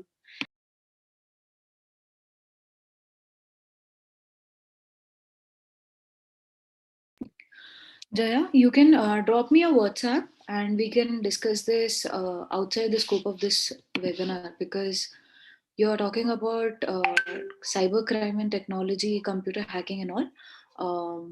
That is beyond the scope of this session. So we can discuss it later. I've just shared my contact number in the chat box. You can just drop me a WhatsApp. I'm eating something, but I'll keep giving feedback.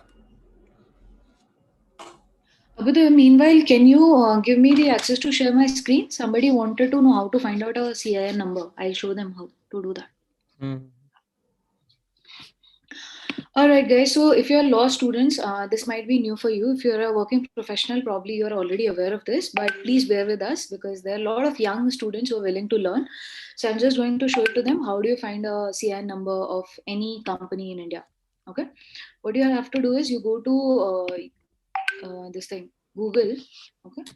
Simply go to Google and you search MCA, Ministry of Corporate Affairs. Okay. Like, for example, I'll say MCA website. Okay. On top will come mca.gov.in. You click on that. Okay. This page will come. This is the official website of Ministry of Corporate Affairs. Okay. In that, you go to MCA Services. The fourth title here, MCA Services. Okay. In MCA Services, if you're looking for a company CIN number, you go to Company Services and you'll see this here. Find CIN written here. However, if you want details of an LLP, then you go to LLP services. You will find the find LLPIN number here. Okay, this is how you find the CIN number of any company.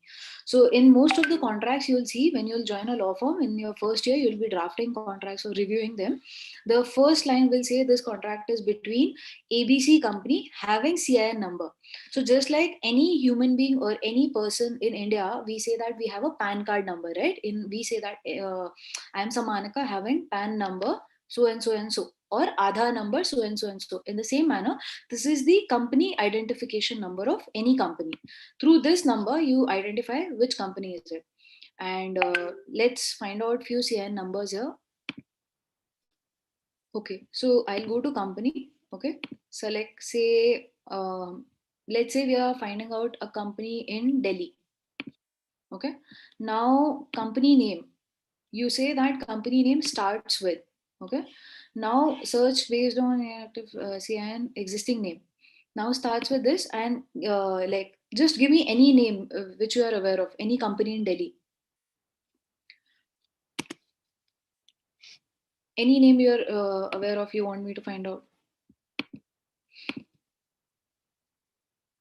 Okay, so like I'll say ROC Mumbai because we were doing this in Bombay once upon a time and the company's name was Nisa. Okay, now I'll type this. Okay, valid registration number. Okay, so because I said that based on registration number, sorry, we are looking on based on the existing name of the company. So you have to take the second one. Okay, here we'll search it and you'll find out the list of CIN numbers of all the companies which have NISA in the beginning part, right? Because I said the name of the company starts with these four alphabets, right? So out of these, I can find out whichever one I wanted to like find out. This is the company I was looking for, NISA Industrial Services Private Limited, right? So this is the official CIN number of the company, and it is giving me the status that the company is still active, right? So from here you can find out whether the company is active or not. Okay, that's all.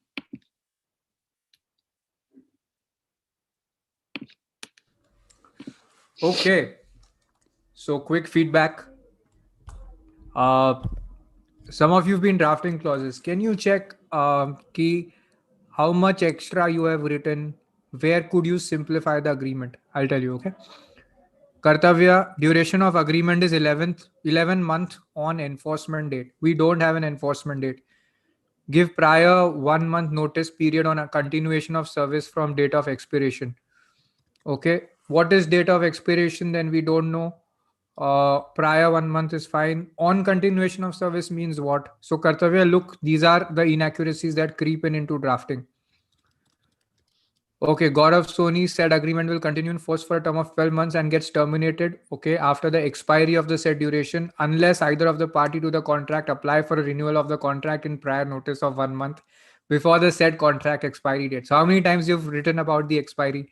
About 3 times. Okay. Clause will work. Can you simplify? Good. Big question is that. Can you simplify it?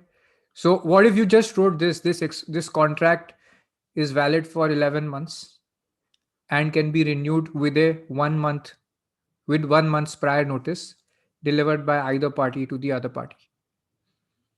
Even delivered by either party will work. With a 1 month's prior notice delivered by either party. That's it, right? You want to simplify it, keep it as clear and simple as possible. A lot of times we are having superfluousness. What is the problem with it? Okay, it's not cosmetic. I'm not making a cosmetic change. If you've had superfluousness in one clause and you have a complex clause, this is one of the simplest clauses that we are drafting for practice. But usually we have a lot of complex clauses. So what happens is, if you're doing something 2 3 times, chances are that you will write it wrong in the second or third time. Okay, so you will have various internal conflicts and inconsistencies in the document. Okay, like your expiry, you have written something, your term date can be going somewhere else, obligations can have conflict. So you don't want those conflicts, which is why you have to have a very simple one type of approach. Okay, so this contract will automatically renew, is valid for 12 months and will automatically renew unless terminated in accordance with the terms of this agreement. Okay, that will work, or unless terminated with a prior 1 month's notice. That is a renewal clause, automatic renewal clause unless terminated. You can put a different rule depending on what parties want. Okay, if you don't want to go to the negotiating table again and again, you will say automatically renew unless terminated. If you want to if you want the other person to come back to you for renewal and you want to be able to renegotiate the terms, then you will say this contract may be renewed on such terms as on mutually agreed terms uh, after expiry. That is all. Okay, if you want a 1 month's notice, you will say that this contract may be renewed on the same terms after with a 1 month's prior notice before expiry. Okay, that's it. I don't have the final word on the contract, but there are multiple variations that are possible on an. We can do a session on how to have a term clause or a renewal clause, because depending on what the party wants, it will work like that. Okay, if you get a big deal from a client, okay, suppose some client has agreed to pay your company, some client agrees to pay a company 5 lakh rupees a month, and the owner of the company tells the lawyer, I want this deal to continue. Every year they're going to pay me this. So you will write a renewal clause which says automatically renewed every month, right?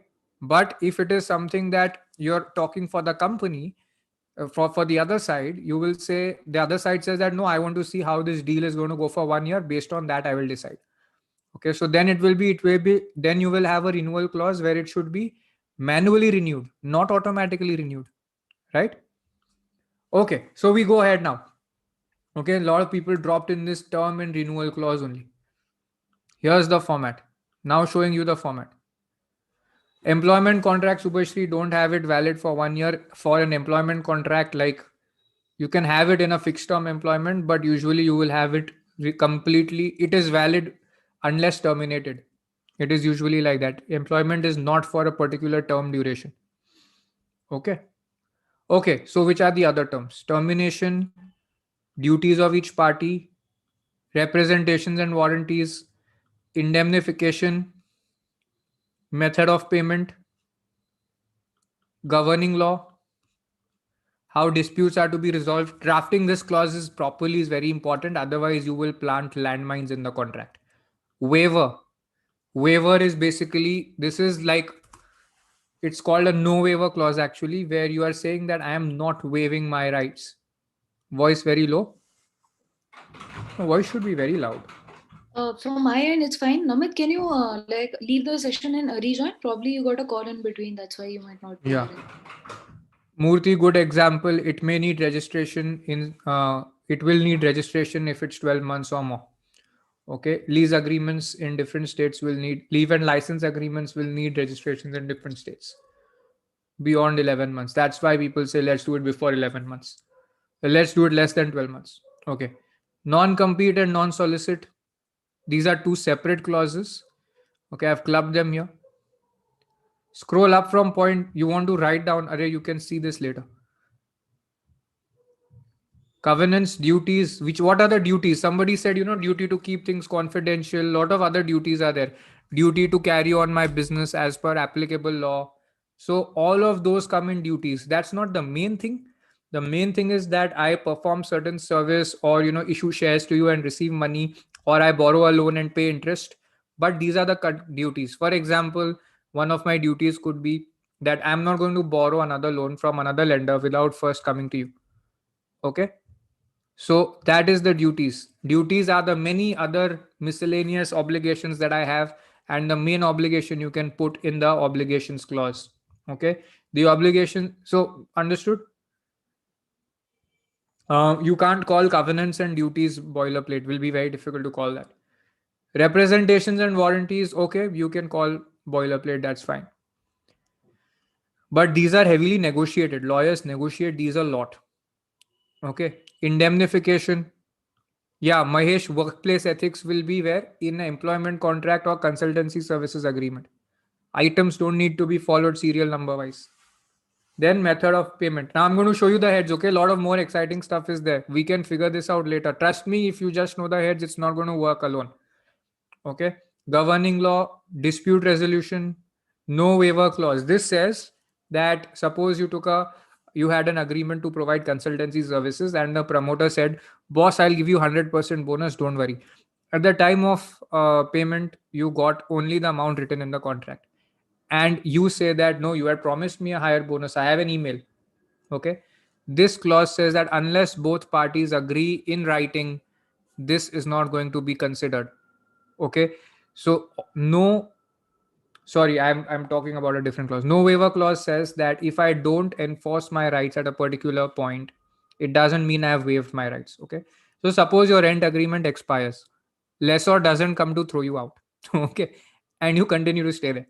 So does it mean that he has waived his right to throw you out and now you can continue to stay in the property for another year? No. No waiver means unless he we agree to a longer agreement. If I don't enforce my right, I can come back later. You can't say that I'm prevented from enforcing my right.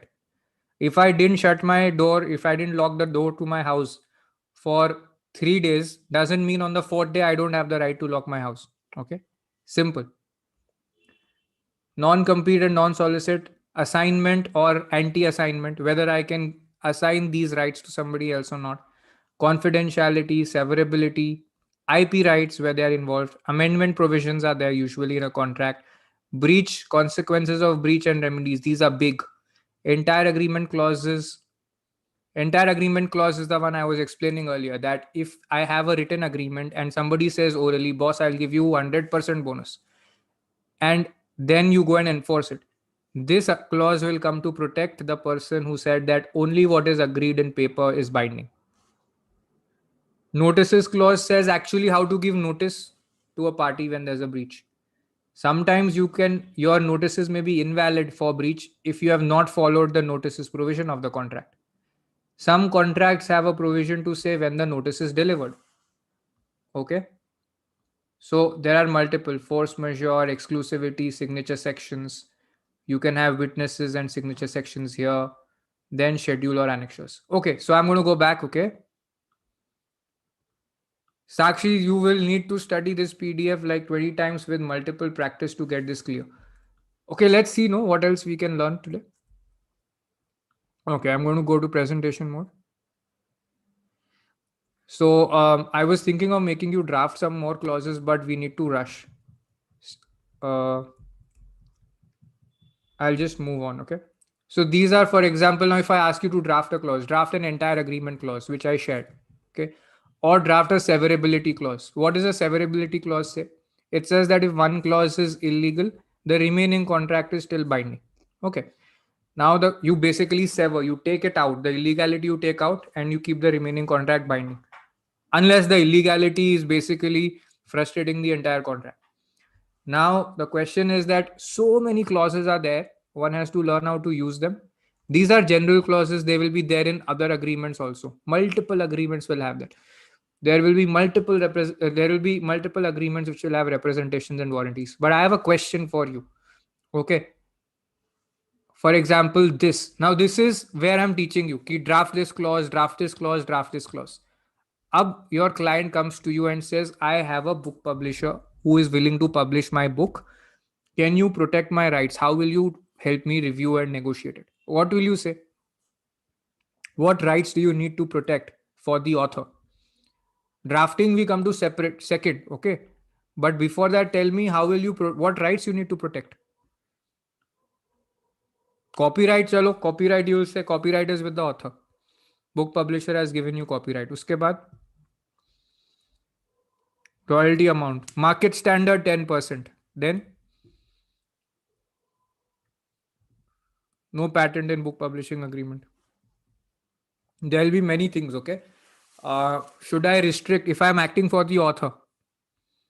Non-competing, what is the non-competing aspect? In a book publisher, I'm an author, I'll write. So what will you negotiate for the author?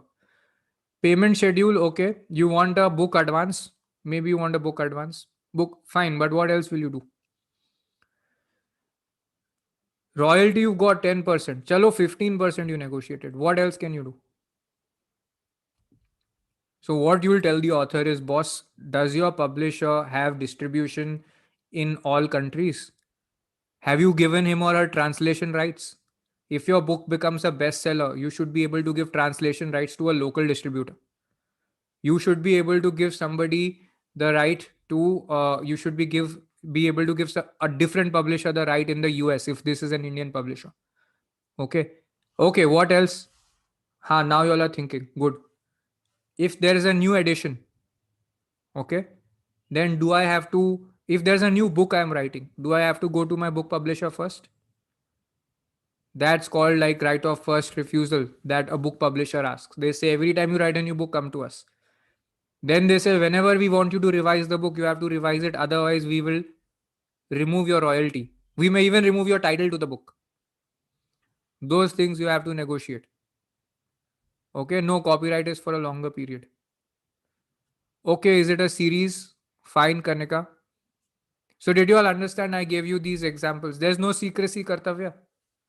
What is the secrecy? The book is published, open. You will have a confidentiality of the chapters until they publish. That is fine. Okay, did you understand the commercials that I spoke about? Did you understand the commercials? This is a way you can protect the author's rights. Right? Okay. So when you have to convince a client, you have to tell them this, otherwise they will not be convinced. Now, what did I use? I use prior knowledge, understanding of the business interest of the client, which is a book publishing author. So I should have seen a book publishing agreement earlier. I should have gone through a negotiation of an author with a book publisher earlier. I've helped authors negotiate contracts, and so we've done this work a lot of times. So I know about it. But I'm telling you what is needed to be done so that you can do the work. So I've done this work, so I can teach this work, right? Okay, Gaurav, economic and moral rights of an author, but this won't fly. It won't fly because the author will say, "Batao, tell me the right." Right to be identified as author of the work, big book publisher has given it. Okay, author will say, I want to market myself. I want 100 complimentary copies. Okay, tenure is not up for negotiation. There's a statutory aspect to it. Life plus 60 years, end of story. Okay, so understood. This is what you got to negotiate. Software development agreement. How will you ensure that if the contract is terminated, okay, so company is really upset. The software developer agency never gives the development on time, gives us a very pathetic graphical user interface. Software looks terrible. Okay, so then we want to terminate this contract.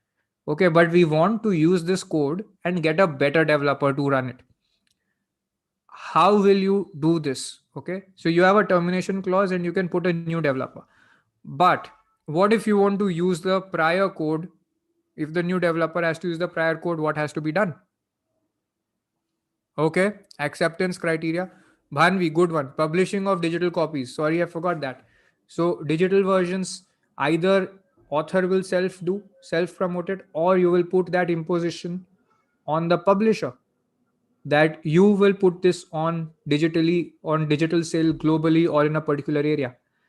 Royalty calculation for digital versions differs. Publishers say that whatever I get from Amazon, I'll give you 10% of that. Okay. So if an author can distribute online better, book publishers don't distribute online very well. Okay. Because their business is offline distribution. So an author can say, no, I'm going to promote. I have great online marketing. You do my physical promotion. I'll do my digital promotion. Amazon will give me 30% revenue. And on Amazon Unlimited, I get 70% revenue. If my book is free on Amazon Unlimited. So author will say, no, I will do digital. You do only physical. All that is possible. Okay. Software development agreement acceptance criteria. Now, Jagannath, all acceptance criteria rejected. Pathetic developer. So, now what do you want to do? You want to retain the code throughout the developer, get a new developer. But you want the new developer to benefit from the earlier work, right? Because you paid something to the development agency. How do you do that? So, in software language, you own the IP. Soham, you own the IP. Your company has the IP, developer fired, new developer is in. Ab kya karoge? Yeah, it's with the employer. Agreed. You have that. Acceptance criteria is there are certain phases of tests before you can accept the delivery of the work by the agency. So there's a testing process. Okay, you can call it a user acceptance testing or acceptance criteria. But they failed, no, so you kicked them out. So they delivered one or two phases and then they failed. Eventually, you kick them out. But you want that piece of software still. So you have the IP, but how do you use it? How do you hire a new developer to use that? So you need to have, I'll give you the answer, okay? Does author have the right? Kubra, usually no. Unless you distinguish it the way I did and you negotiate for it, you will not have it. Copyright is with employer, no problem. But Baba, if you look at developers, one developer can't deal with another developer's code. Can you all hear me? One developer can't deal with another developer's code unless, with one exception, there should be documentation of the code. This is a technical work, but the clause says, the contract says the code must be documented and verified by a third party. Only then it can be reusable by somebody else. Otherwise, you have IP over crap. Like literally, it's IP over nonsense because you can't use it. Okay. Stuti, yes, you can use it, but the new developer will say, I can't understand the logic of this person's program, which is why you need something called documentation. Documentation is in software language, it has a different meaning. Basically, that is the logic of the program, of the code that is documented with the code. And somebody else should be able to run it and verify it. Third party can be another independent expert who says that this code is executable by another person who verifies it, basically. Okay. Who will be that? You can still find people, and that you don't have to provide, but that clause has to be there. Okay, that your client will find. So you're following this, the commercial intent. This is example of commercial intent. All these are examples of commercial intent. IP license for character merchandising we did. Forget the word two-way, okay? How do you know when you need a two-way or a one-way? Confidentiality clause. Okay? Palak, very good. Assistance during the transition period, even after termination. That must be there. Transition obligations, they are called. Okay, so what I want to say to you is that contract drafting work is really high on the value chain. How many of you learned something new? Learn something new. Okay, write new, just write new. How many of you didn't learn something new? Say nothing. Everybody who learned something new say new. Everybody who learned nothing say nothing. Okay.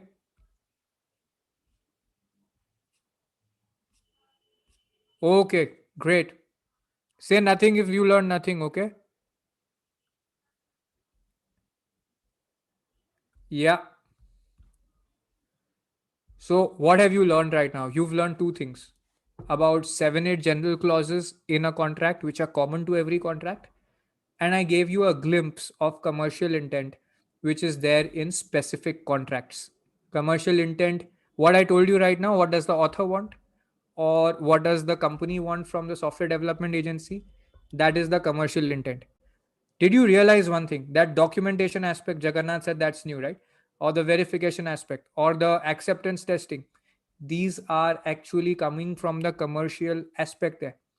Do you know, for example, if there's a sports event, okay, and there's a broadcasting happening, there are three or four types of broadcasting right that is there or through the contract: full event broadcast, highlights, okay, news. These three are there. Digital only, there can be others also. Now, these are created commercially for the benefit of the industry, and a lawyer's job is to know this. Okay. One day, yesterday, I was explaining in a webinar that if you are a celebrity, okay, a celebrity at endorsement contract is one way. If you are a sports star, your endorsement contract is another way. For a celebrity, your money may be dependent on how many super hits you delivered in the year. For a sports star, it may be on how many man of the match you won, how many runs you scored, how many ducks you scored in the last 3 months, and every month that can change. Okay, so it's completely commercial. Okay, investment contracts have their own commercials. So just understand, to perform end to end work, you need to know all the clauses plus industry specific commercials. In IT contracts, these are the new specific clauses. Performance standards, milestone based payment schedules are very important. Okay. Then there is this term called, if somebody is a coder, you will know, one is called agile form of software development and another is waterfall method of software development. So, milestone based payment schedules is like for the waterfall method. Okay. I can't explain it right now. But in agile method, what happens is it is like each sprint you will get a work order, you will do the work, and then it will be paid for. Okay. So this is coming from industry. Okay. It's Latin and Greek to you, no problem. Okay. Acceptance testing clause, performance standards, milestone based payment schedules, bug report maintenance clauses, service for errors. Government contracts have different clauses. They have a performance guarantee, performance security, operations and maintenance clauses, quality assurance clauses, monitoring and supervision, change of scope. In finance transactions, security documents will vary as per the nature of the security. What is security? Like, you give your jewelry on mortgage, or your FD is security for a loan you get from the bank, like that. So for example, which is the most common mortgage transaction? If you take a bank loan, in transfer of property act, you may have learnt about English mortgage and equitable mortgage. They teach you about all the different types of mortgages, but how the documentation is done, you don't learn. So English and equitable mortgages need a specific way to document. Okay. And there's a whole stamp duty aspect around both of them. Stamp duty is very specific for each of them. Okay, now here the title deeds, description of property, all of that becomes very important. Okay, in hypothec, then security always has hypothecation may be there of movable property, pledge may be there of movable assets, inventory, your stocks in trade, they may be hypothecated. There may be a pledge of property you're actually delivering, like physical shares, sometimes demat shares. Okay, correct, Arun, very good. What clauses are important during COVID? Okay, we'll speak about that. Concepts of, so when once I was drafting a share pledge agreement. In a share pledge agreement, what do you pledge? You can pledge shares, but when is the pledge valuable? Like, about the Kingfisher problem, right? The Kingfisher issue came in limelight at what point in time? When they realized that Kingfisher took a very big loan running into hundreds of crores based on the security of their IP. Okay, and their IP itself is not measurable very clearly. There's no transparent way to measure that IP's value. Same way with the shares of a company, unless it's listed, it is not equal. It Unless it is a listed company, you cannot easily measure the value of the share. How do you measure the value of a share of a listed company? Stock price. Correct, stock price will tell you. Say yes if you got it. Yeah, stock price will tell you the value of a of a share, right? Now what happens if the stock price falls? Your security value goes down. So now this is exactly like a mobile phone top up. When you have prepaid mobile phones, you run out of balance, it says top up, you need a 10 rupee top up, right? So secure share pledge agreements are complex, but this top up concept is actually very similar to a mobile phone top up. Okay, and this is what you need to know for a share pledge agreement. Okay, for our valuation reports are there, but a bank will not want to be comfortably lending for unlisted securities. Okay, It is important for the client to realize that you're equipped to perform a variety of drafting work. Who is your client? Even your senior is your client, right? Because that's when they'll trust you with work, right? Okay. Arun, you can answer the question also. Okay, I'm continuing, but you can answer the question if you have the answer. The industries and clauses are different, which is why one needs to categorize and learn contracts. How? Industry by industry. So, step one was clause by clause. I gave you a trailer. The next one is industry by industry. What are the general industries? There are general commercial contracts, there are e-commerce contracts, there are too many. Okay, e-commerce contracts have, like, there are at least 7 8 different types of contracts in e-commerce. What do I mean by e-commerce? Like the Amazon, Flipkart type of model. Okay, I'm not talking of services platforms. Okay, a services platform like an Urban Clap may have something different. A Netflix will have different terms and conditions. Okay, all of these work very differently. IP, media, and entertainment related contracts are all different. Like there are at least 6 7 agreements required to create a movie. So 6 7 forms of agreements executed with everybody. Like there is director agreement, acting services agreement, line production agreement, lots of that. This is to create the movie. Then to sell and distribute the movie, there are another 100 type of contracts. Okay, like not 100, but there are another 5 6 kinds of distribution agreements. There's satellite distribution, then there is movie theatrical distribution, all of that. Okay, yeah, Kavita, good question, I'll come to that. Banking finance transactions have 7 8 types of contracts. So every contract in every industry has its own knowledge and the drafting skill that applies. Okay, it is not one size fits all. Because what happens, before I got to making the course, I had bought all the books in the market, and I still buy every book in the market that is written on contract drafting. Why do I do that? Because I try to understand how well it's addressing all the needs and the nuances. Okay, some books have a focus on how to write a clause better. Some books explain all the clauses. Okay, some books give you highly simplified templates. But imagine this is like balance. Learning how to draft a contract is like balance. Can you read a book on balance, or a book on swimming, or a book on karate and then learn how to perform karate? Or is it something you learn right there? Why does that happen? Because the book is telling you some things you can use, but it doesn't teach you how to draft a contract, because this skill you have to learn by doing it. You have to learn it on the job. Okay, if you don't have a client, how do you learn it? You can't make your client pay for your learning, right? So how do you learn it? You do it in simulation. Remember that. Ha, Palak, that is the problem. Exactly, the business aspects are not explained in the books. Okay, if you want to learn 100 contracts, you have to buy 100 books. Okay, a lot of them are not written by Indian authors. You already know, if you have seen any law school library, all the foreign author books are at least £100, £200, £300. Right? One book I try to buy on international commercial arbitration means like it is 6,000 rupees. Okay, simulation means like in a game mode or in a virtual setting.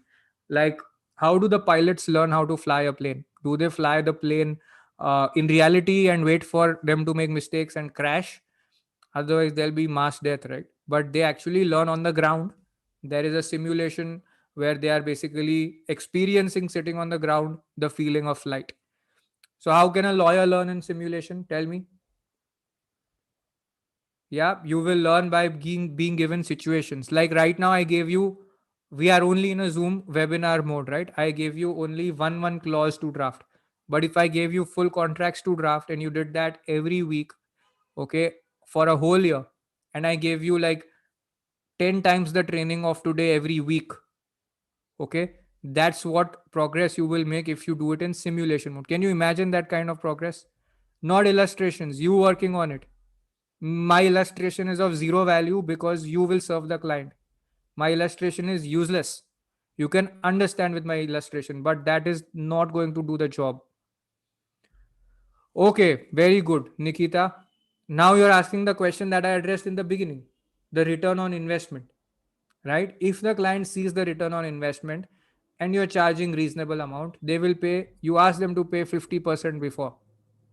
Okay, no, Shubham, now not going to get clients. Those are different topics. Okay, what do you want to do with this, right? You can find clients, by the way, even on Upwork. Okay, there is a lot of contract drafting paralegal work on Upwork. You can go to startups in India, intern with them, they can pay you stipend. If you're a lawyer, you can directly help them out with their legal troubles and they'll pay. Okay, we'll come back to the topic. Did you all get the point? I didn't even finish the sectors. Did you understand? You saw the scope of the work, and the enormity of that made you shift topics from how to draft contracts to how to get clients. First, let me get clients. Now I'll draft the contract. Initially, I was telling you how to get clients. You were like, first, tell me how to draft the contract. So I told you that both things are going to go hand in hand, because otherwise you will not be able to use your skill. Okay. So don't worry, we'll help you with both. Okay. We will help you with both. Those of you who want help, please feel free. I will show you the people who've benefited from our help. I showed you example of Chetna Agarwal. She started learning the course 6 months back. No, in March. That's 9 months back. And by now she has her independent practice and has given a name to a law firm also. She has a law firm now. Okay. So those who want help will get help throughout the journey. Don't worry. Okay. But there's no one line I can say that'll help you get clients tomorrow. Okay. You can work on it for 3 months with training and guidance. You will get clients. That's not a problem. Technology contracts, real estate contracts. Stuti, wait till the end. I'll share with you how you can access it. Then there are other contractual documents like side letters. There is amendment deeds, supplementary deeds, change orders, various notices, all of that. Okay. Now let us understand how do you develop proficiency. Okay. It's not a one size fits all, right? I told you. So how do you develop proficiency? I'm going to show you another document which I made. This is a guide for people to understand how do they get good with a contract. Okay. Because, we are in the world for instant solutions, right? Some solutions don't come instantaneously. Can I show you that document? I'll not be able to read it out. It will take very long, but if you want to see the document, I'll show you. Okay. Because I told you 1 year of learning, and then you will say that how do I know what are the levels? So what I did is I found this. The problem I was facing, or we were facing at LawSikho, was that we found some people were very hardworking and they did a lot of work and they got results. And other people felt that how do we grasp all that? I don't know what's the progress, how to measure my progress. So we gave them a indicator. This is an indicator. Okay. Now, what we have given you here, this is a roadmap for learning contract drafting skills. This is telling you there are about 7 levels here. From beginner, which is level 1, where you have no idea how to start when you're given a contract. You focus on reading more about clauses, but it doesn't help you get started. How many of you attended webinar after webinar on drafting but couldn't start drafting? You don't have certainty or conviction about your ability to read or interpret a contract. You struggle with using clauses from a template and in customizing them. Your next breakthrough is to read and understand it and type it in plain English, which is what I made you do right now. But you couldn't do it for everything because we don't have that time right now. You can identify title, parties, and write some clauses. Okay. So 3 to 6 sessions worth of learning I have introduced you to. In 3 to 6 sessions, you can do this whole drafting properly of the general clauses, at least these clauses that are written. Okay. Where you all were struggling, you all wanted my document earlier to show you the 30 clauses, but in 3 to 6 sessions, you can draft about 6 of those clauses properly for various scenarios. Okay. Then there's beginner level 2. So there's a diagnosis part, that where you stand, and there's a breakthrough part. You can read and understand contracts and you can draft simple contracts, but there are complexities you struggle with on signing, stamp duty, all of that. Now you have to learn how to the registration, stamp duty, execution, resolutions part, digital execution. Okay, all of that you have to learn. That takes 7 to 10 sessions. Then medium is you start drafting, but your clauses have some holes here and there, and there are loose ends and open issues. There may be some internal conflicts. Now you have to reread and question your clauses and make them bigger, broader, holistic. Identify new risks. This is where if you crack this, no, after this you will be able to start helping others.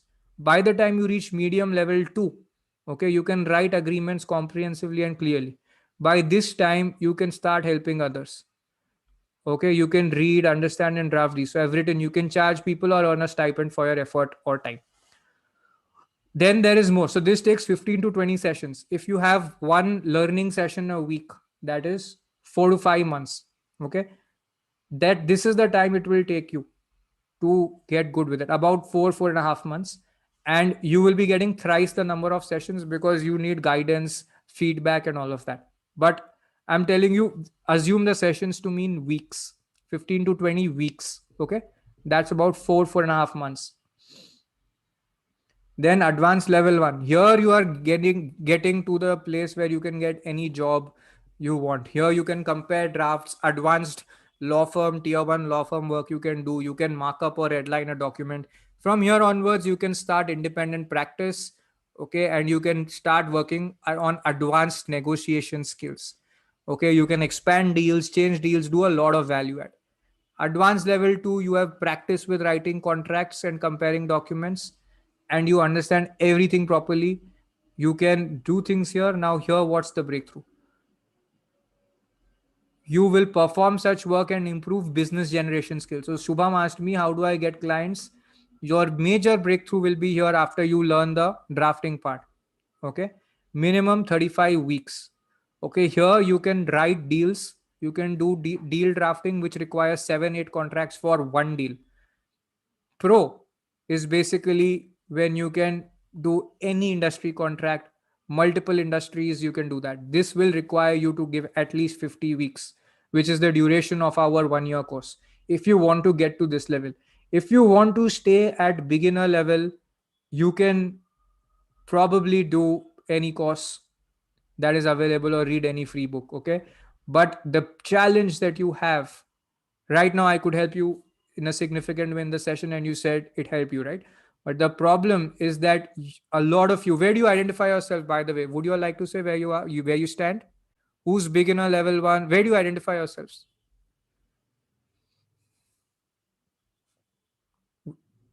How many beginner level 1? Say beginner level 1. Yeah. Anybody in medium level 1? You should be earning, getting paid work, earning on the side at least, right? So anybody at beginner level 1, to move ahead, and you want to get to at least medium level 1 for some supplementary income, and you want to build a practice, you need to get to at least advanced level 1 or advanced level 2. Okay, do you understand now why learning contract drafting and earning from contract drafting are two different levels altogether? At beginner level 1 also, you will experience learning. You experience learning today, but I couldn't take you to beginner level 2 and advanced, because you need training, resources, guidance, personal guidance. You need one on one. Everybody, so many people wrote to me, but what if each of your queries could be addressed, right? That's what happens in our courses, in the contract drafting course, when you do that. Okay, so I wanted to show you a sneak peek of the roadmap. Now I want to go ahead. So did you all enjoy this? Can you identify where you stand? Can you identify the way to go? Now people take years to do this. Okay, not our course. They try to do this by themselves for years and give up. And they say that I don't get money, I don't know how to get clients. People don't, I'm a first generation lawyer. Okay. But imagine this. Imagine you reach the pro level and advanced level of drafting competence. What can you do with that? On chat, you want to tell me what will happen for you if you reached advanced and pro level? So guys, if you're learning contract drafting, don't aim small. Okay, it's very simple. That there is something called a superstar effect. Do you know what the superstar effect is? Can someone Google superstar effect and say? Superstar effect means that the person, somebody, let's say you measure, take any skill. Okay, somebody who scores 100 on that versus somebody who scores 95 on that. Okay, the 95 percenter is close to the 100 percenter, but all the stardom, all the recognition, all the work, you will see that 90% of the work, 90% of the matters, 90% of the brand will be of the top person. Okay, the second person, even though close, will not benefit from anything, because the person who's the best gets all the credit. Okay, because he has the reputation, because he's the best. You can take a simple this thing also. If you want, let's say, uh, any service you want. Okay, uh, people, you may like you, so let's say you want a somebody who does your packing, okay, and you want to move houses. I'm moving houses, so this example comes very easily. So if you move houses and you have one packer who says, I can do all your packing, but I can't remove the ACs from your house, or I can't remove the chimneys, versus somebody who says, whatever is in your house, I will make sure it is moved to the place you want to be moved, except the house itself. I will not move the building. Okay. Who will get the business? The guy who said, I'll move everything will get business, right? Now, what will the difference be? A huge difference, right? That guy might get 4 times the business of that other person who said, I can't move your ACs. You have to take them out first. You have to take your chimney out first, right? So the second person will get overwhelmingly higher business.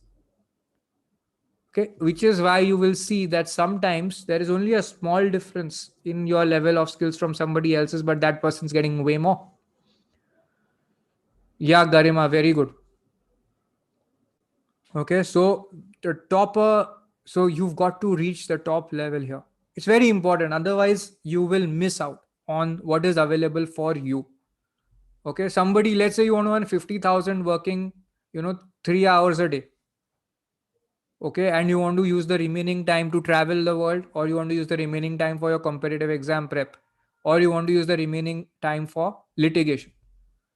So you have to reach advanced level because you are working only for 3 hours a day in a month. In a month, so you are basically working for 20% of your time or 25% of your time, and wanting to earn 50,000. That's crazy, right? So you must at least be at advanced or pro level, right? Agreed or disagree? Right? Agreed if you agree. Right? Disagree if you disagree.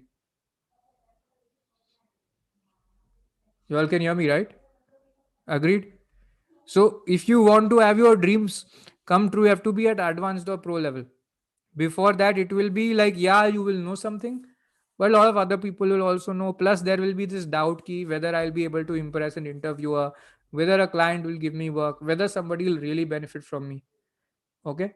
And once you reach the advanced and pro levels of drafting, then you can create different kinds of packages for clients. I'm giving you some examples. Okay, you can have a general package for startups which have just got, let's say, up to 10 lakhs revenue per month.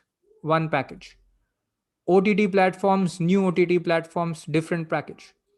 Fintech companies getting a different package because the agreements and all of that will be different. Funding package for startups or for angel investors who invest in startups. These are examples. Okay, package for freelance artists, service providers, and influencers, a package for CXO level employees, right? So I'm not here, guys, to sell my course. I'm not here to do that. I'm here to introduce you to the right system of guidance, training, and coaching.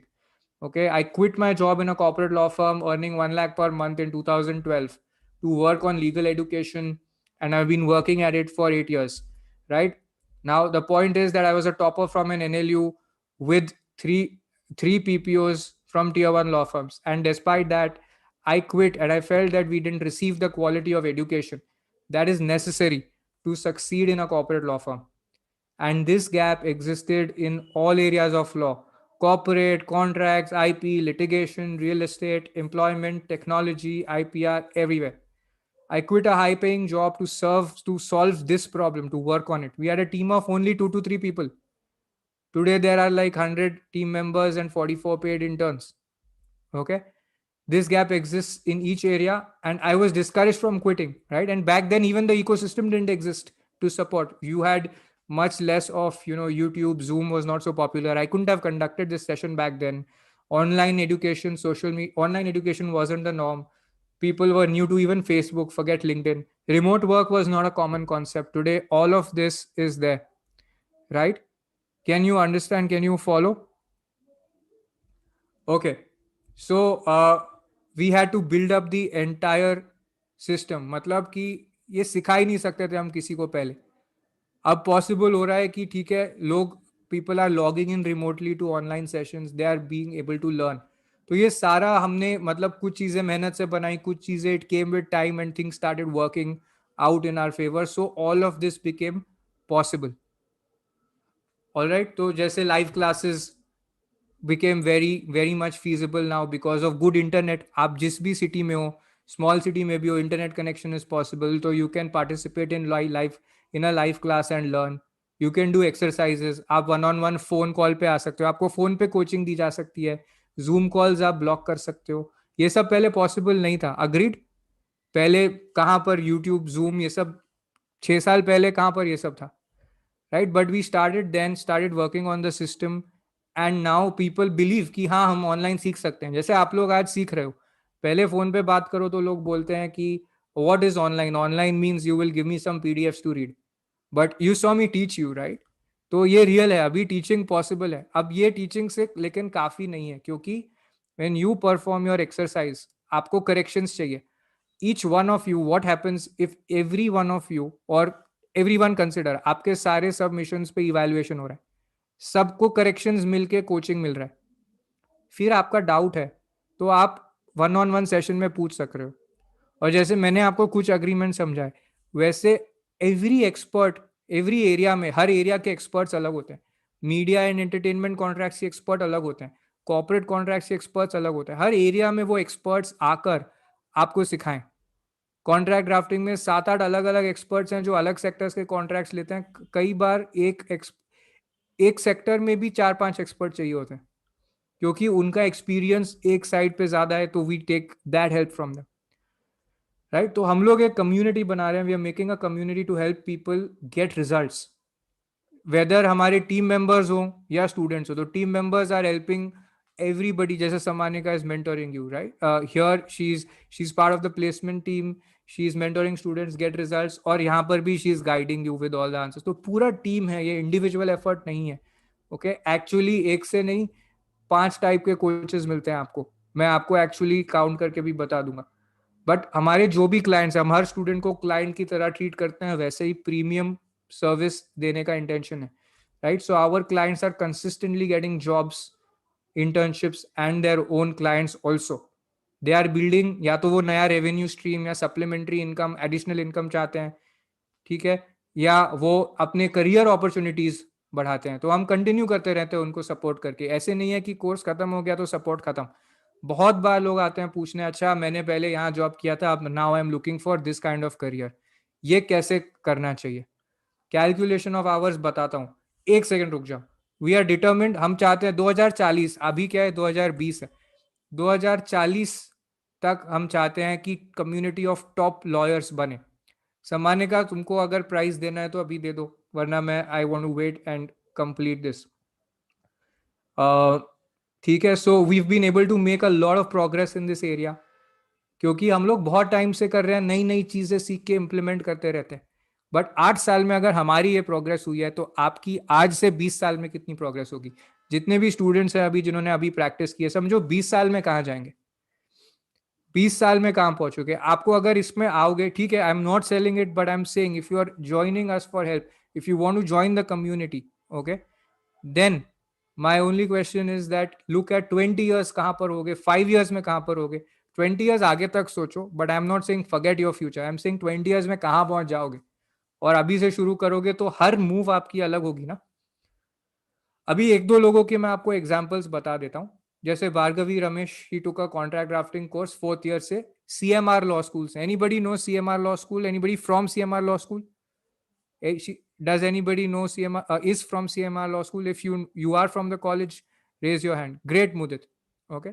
So 6 months back, she got a job in HDFC Ergo as an in-house counsel, as a fresher in the insurance sector. मुझे खुद नहीं पता चला how, and she said to me, thank you sir for your guidance, and I was like, okay, but how did I help you? She said that in the interview, all my questions were on the contracts, because the insurance company does various kinds of contracts, okay, and my interviewers tested me on everything, and I answered it all very well, okay. So 6 months back, she got a job, approximately 5 LPA, okay. And back in 4th year, she had said that she struggled with research and drafting skills. She said that classes on starting how to draft in the class, जैसे अभी आपको सिखाया ना, समझो हर class में आप ऐसे सीख रहे हो, तो she found these very useful, and webinars and interviews very beneficial, okay. And people take support, एक क्लास से लोग सीख नहीं जाते हैं, उसके बाद they want guidance, they want more guidance on career evaluation, तो वो मांगी थी, और then we provided that, and that worked। over the duration of the course she made progressive improvements। क्या होता है ना कि आपने कोर्स खत्म नहीं किया, समझो, लेकिन आप फ्रॉम टाइम टू टाइम क्या करोगे, you will start to perform 10 exercise, 20 exercise, तो उससे आपका सीवी इंप्रूव होता है. तो she got a lot of internships with that by adding those exercises. Certificate नहीं मिला, कोर्स कंप्लीट नहीं हुआ तब तक, बट नई नई इंटर्नशिप्स आने लगे सीवी पर, क्योंकि लिख दिया कि क्या क्या था, क्या क्या काम किया है. और प्लेसमेंट टीम ने गाइड किया था पहले कि सीवी में कैसे लिखना है, वो भी गाइडेंस मिला था. Sammanika heads the placement team, Karunika is part of the placement team, so they had provided that. She perform better in internships because of these superior research skills. तो वहां पर परफॉर्मेंस पे भी फर्क पड़ा. मैं बता देता हूँ उन्होंने कितना काम किया था. 100 में से 40 उन्होंने ड्राफ्ट किए थे एंड 10 आर्टिकल लिखे थे. 5 से 6 पब्लिश भी हुए थे उनके.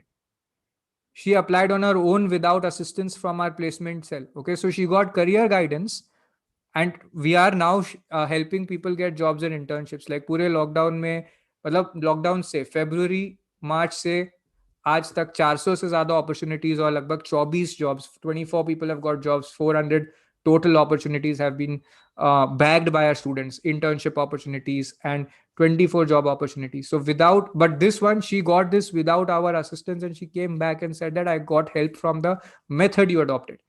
इंटरव्यू में क्या हुआ, she was asked about the contracts which she drafted, specific questions on franchise agreement, LLP agreement, arbitration कैसे इनिशिएट करना है. She was asked questions about articles also. तो इससे क्या होता है ना, आपका इंटरव्यू प्लान हो जाता है. सारी चीजें जो पूछनी है सीवी में डाल दो, and then the interviewer will ask you what you have put in. Right?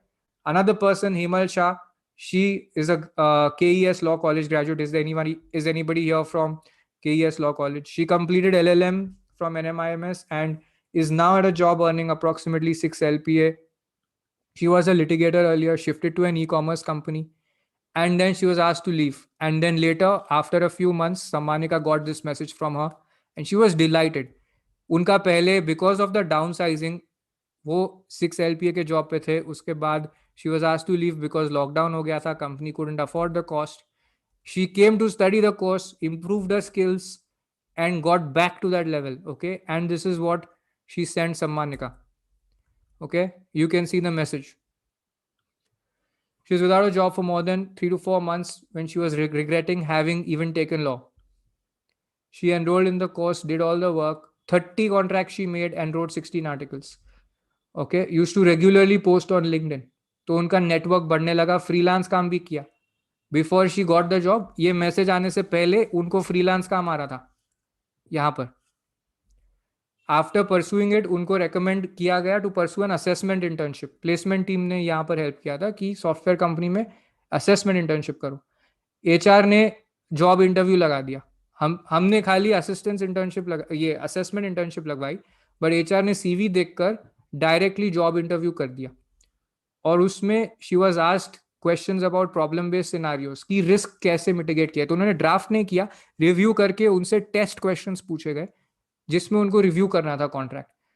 95 minutes interview round. Can you imagine how grilling a 95 minute interview can be. मतलब उनको अगर इतना सारा आता है तो अगर आपको बहुत सारी चीजें आती हैं तो कितना मौका मिलेगा आपको इंप्रेस करने का. if your interview lasts for 90 minutes and if you know your work, okay, how much of an impression can you make? Most interviews last for 20 minutes. Okay, but if your interview lasts 5 to 20 minutes, if your interview lasts for 1.5 hours, okay, either you're very good then, right? Otherwise recruiter will not waste their time, they'll let you go. 95 minutes they have heard you. Matlab, you are getting to say everything you want. They're really loving it.